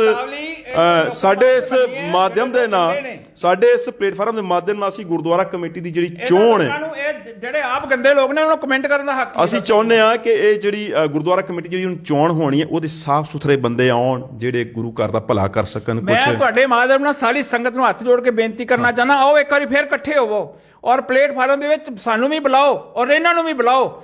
ਸਾਰੇ ਲੋਕ ਆਉਣ ਸਾਹਮਣੇ, ਸਾਡੇ ਮੂੰਹ ਦਰੂ ਹੀ ਪੁੱਛਣ ਵੀ ਕੀ ਸੀ ਹੈ, ਕੀ ਗਲਤ ਹੈ ਉੱਥੇ, ਕੀ ਮੈਨੂੰ ਆਕਣ। ਮੈਂ ਤਾਂ ਸਾਰਿਆਂ ਨੂੰ ਹੱਥ ਜੋੜ ਕੇ ਬੇਨਤੀ ਕਰਨਾ ਸਾਰੀ ਸੰਗਤ ਨੂੰ। ਔਰ ਜੇ ਤੁਸੀਂ ਗੁਰੂ ਨਾਨਕ ਦੇ ਸਿੱਖ ਹੋ ਤੇ ਆਓ ਇਕੱਠੇ ਹੋ ਕੇ, ਸਾਰੇ ਇਕੱਠੇ ਹੋ ਕੇ ਪੁੱਛੋ, ਸਾਨੂੰ ਵੀ ਪੁੱਛੋ, ਉਹਨਾਂ ਨੂੰ ਵੀ ਪੁੱਛੋ, ਸੱਚਾਈ ਸਾਹਮਣੇ ਆਏਗੀ। ਸੋ ਬਹੁਤ ਬਹੁਤ ਧੰਨਵਾਦ ਸੰਧੂ ਸਾਹਿਬ ਜੀ ਦਾ। ਟਾਈਮ ਸਾਡੇ ਕੋਲ ਅੱਜ ਥੋੜਾ ਹੈ, ਬਹੁਤ ਜਲਦੀ ਫਿਰ ਅਸੀਂ ਹਾਜ਼ਰ ਹੋਵਾਂਗੇ। ਗੁਰਦੁਆਰਾ ਕਮੇਟੀ ਜਿਹੜੇ ਪ੍ਰਧਾਨ ਨੇ ਸੇਵਾ ਸਿੰਘ ਜੀ, ਉਹਨਾਂ ਕੋਲ ਵੀ ਸਵਾਲ ਜਵਾਬ ਕਰਾਂਗੇ ਕਿ ਸੰਗਤ ਨੇ ਜੋ ਉਹਨਾਂ ਨੂੰ ਜ਼ਿੰਮੇਵਾਰੀ ਦਿੱਤੀ ਸੀ ਕਿ ਉਹ ਉਹਨਾਂ ਜ਼ਿੰਮੇਦਾਰ ਤੇ ਪੂਰਾ ਉਤਰੇ ਨੇ। ਤੇ ਸੰਗਤ ਜੀ ਤੁਹਾਨੂੰ ਵੀ ਹੱਥ ਜੋੜ ਕੇ ਬੇਨਤੀ ਹੈ ਕਿ ਤੁਸੀਂ ਵੀ ਘੱਟੋ ਘੱਟ ਜਿਹੜੀ ਹੁਣ ਚੋਣ ਪ੍ਰਕਿਰਿਆ ਸ਼ੁਰੂ ਹੋਣ ਵਾਲੀ ਹੈ ਉਹਦੇ ਵਿੱਚ ਇਹੋ ਜਿਹੇ ਮੈਂਬਰ ਚੁਣ ਕੇ ਘੱਲੋ ਜਿਹਦੇ ਨਾਲ ਕੁਝ ਗੁਰੂ ਘਰ ਦਾ ਭਲਾ ਹੋ ਸਕੇ। ਵੇਖੋ ਸਾਡੇ ਕੋਲ ਬਹੁਤ ਵੱਡਾ ਪਲੇਟਫਾਰਮ ਹੈ ਜਿਹਦੇ ਤੋਂ ਆਪਾਂ ਬਹੁਤ ਕੁਝ ਹਾਸਿਲ ਕਰ ਸਕਦੇ ਆ ਕੌਮ ਦੇ ਲਈ, ਲੇਕਿਨ ਬਹੁਤ ਮੈਨੂੰ ਅਫਸੋਸ ਨਾਲ ਕਹਿਣਾ ਪੈਂਦਾ ਹੈ ਕਿ ਉੱਥੇ ਮੈਂਬਰਾਂ ਵਿੱਚ ਆਪਸ ਏਕਾ ਨਾ ਹੋਣ ਕਰਕੇ ਅਸੀਂ ਉੱਥੋਂ ਕੁਝ ਵੀ ਹਾਸਿਲ ਨਹੀਂ ਕਰ ਸਕੇ। ਇਹ ਬਹੁਤ ਹੀ ਅਫਸੋਸਜਨਕ ਗੱਲ ਹੈ। ਸੋ ਧੰਨਵਾਦ ਕਰਦੇ ਹਾਂ ਸੰਧੂ ਸਾਹਿਬ ਜੀ ਦਾ ਜਿਨ੍ਹਾਂ ਨੇ ਖੁੱਲ੍ਹਾ ਸਮਾਂ ਦਿੱਤਾ ਤੇ ਸਾਡੇ ਕਈ ਟੇਢੇ ਸਵਾਲ ਸੀ ਜਿਨ੍ਹਾਂ ਨੇ ਇਹ ਜਵਾਬ ਵੀ ਦਿੱਤੇ ਹੈ। ਤੇ ਬਹੁਤ ਜਲਦੀ ਫਿਰ ਇਹਨਾਂ ਨੂੰ ਸੰਗਤ ਦੀ ਕਚਹਿਰੀ ਹਾਜ਼ਰ ਕਰਾਂਗੇ। ਹੋਰ ਵੀ ਸਾਡੇ ਕੋਲ ਕਈ ਚੀਜ਼ਾਂ ਹੈਗੀਆਂ, ਉਮੀਦ ਕਰਦਾ ਤੁਸੀਂ ਸਾਨੂੰ ਅਗਲੀ ਵਾਰ ਵੀ ਸਮਾਂ ਦਿਓਗੇ ਪੂਰਾ। ਬਿਲਕੁਲ ਬਿਲਕੁਲ ਵੀਰ ਜੀ, ਮੈਂ ਤਾਂ ਚਾਹਾਂਗਾ ਭਰੀ ਸਭਾ ਹੋਣੀ ਚਾਹੀਦੀ ਹੈ, ਸੰਗਤ ਦੀ ਸਟੇਜ ਲੱਗਾ ਹੋਣਾ ਚਾਹੀਦਾ। ਸੋ ਬਹੁਤ ਬਹੁਤ ਧੰਨਵਾਦ। ਸੋ ਕਮੈਂਟ ਆਪਣੇ ਤੁਸੀਂ ਜ਼ਰੂਰ ਕਰਨੇ ਆ। ਸੇਵਾ ਸਿੰਘ ਜੀ ਨਾਲ ਹੁਣ ਅਸੀਂ ਮੁਖਾਤਬ ਹੋਣਾ ਹੈ ਬਹੁਤ ਜਲਦੀ। ਉਹਨਾਂ ਕੋਲੋਂ ਕੀ ਸਵਾਲ ਤੁਹਾਡੇ ਬਣਦੇ ਆ ਜ਼ਰੂਰ ਤੁਸੀਂ ਕਮੈਂਟ ਕਰਨੇ ਆ ਇਹਦੇ ਵਿੱਚ। ਸੋ ਤੁਹਾਡਾ ਸਾਰਾ ਧੰਨਵਾਦ। ਜਿਹੜੀ ਨਵੀਂ ਕਮੇਟੀ ਹੁਣ ਬਣਨ ਵਾਲੀ ਅਸੀਂ ਚਾਹੁੰਦੇ ਹਾਂ ਕਿ ਬਿਲਕੁਲ ਸਾਫ਼ ਸੁਥਰੇ ਤਰੀਕੇ ਦੇ ਨਾਲ ਸੰਗਤ ਦੇ ਵਿੱਚ ਇੱਕ ਕਮੇਟੀ ਬਣ ਕੇ ਆਏ। ਵਾਹਿਗੁਰੂ ਜੀ ਕਾ ਖਾਲਸਾ, ਵਾਹਿਗੁਰੂ ਜੀ ਕੀ ਫਤਿਹ।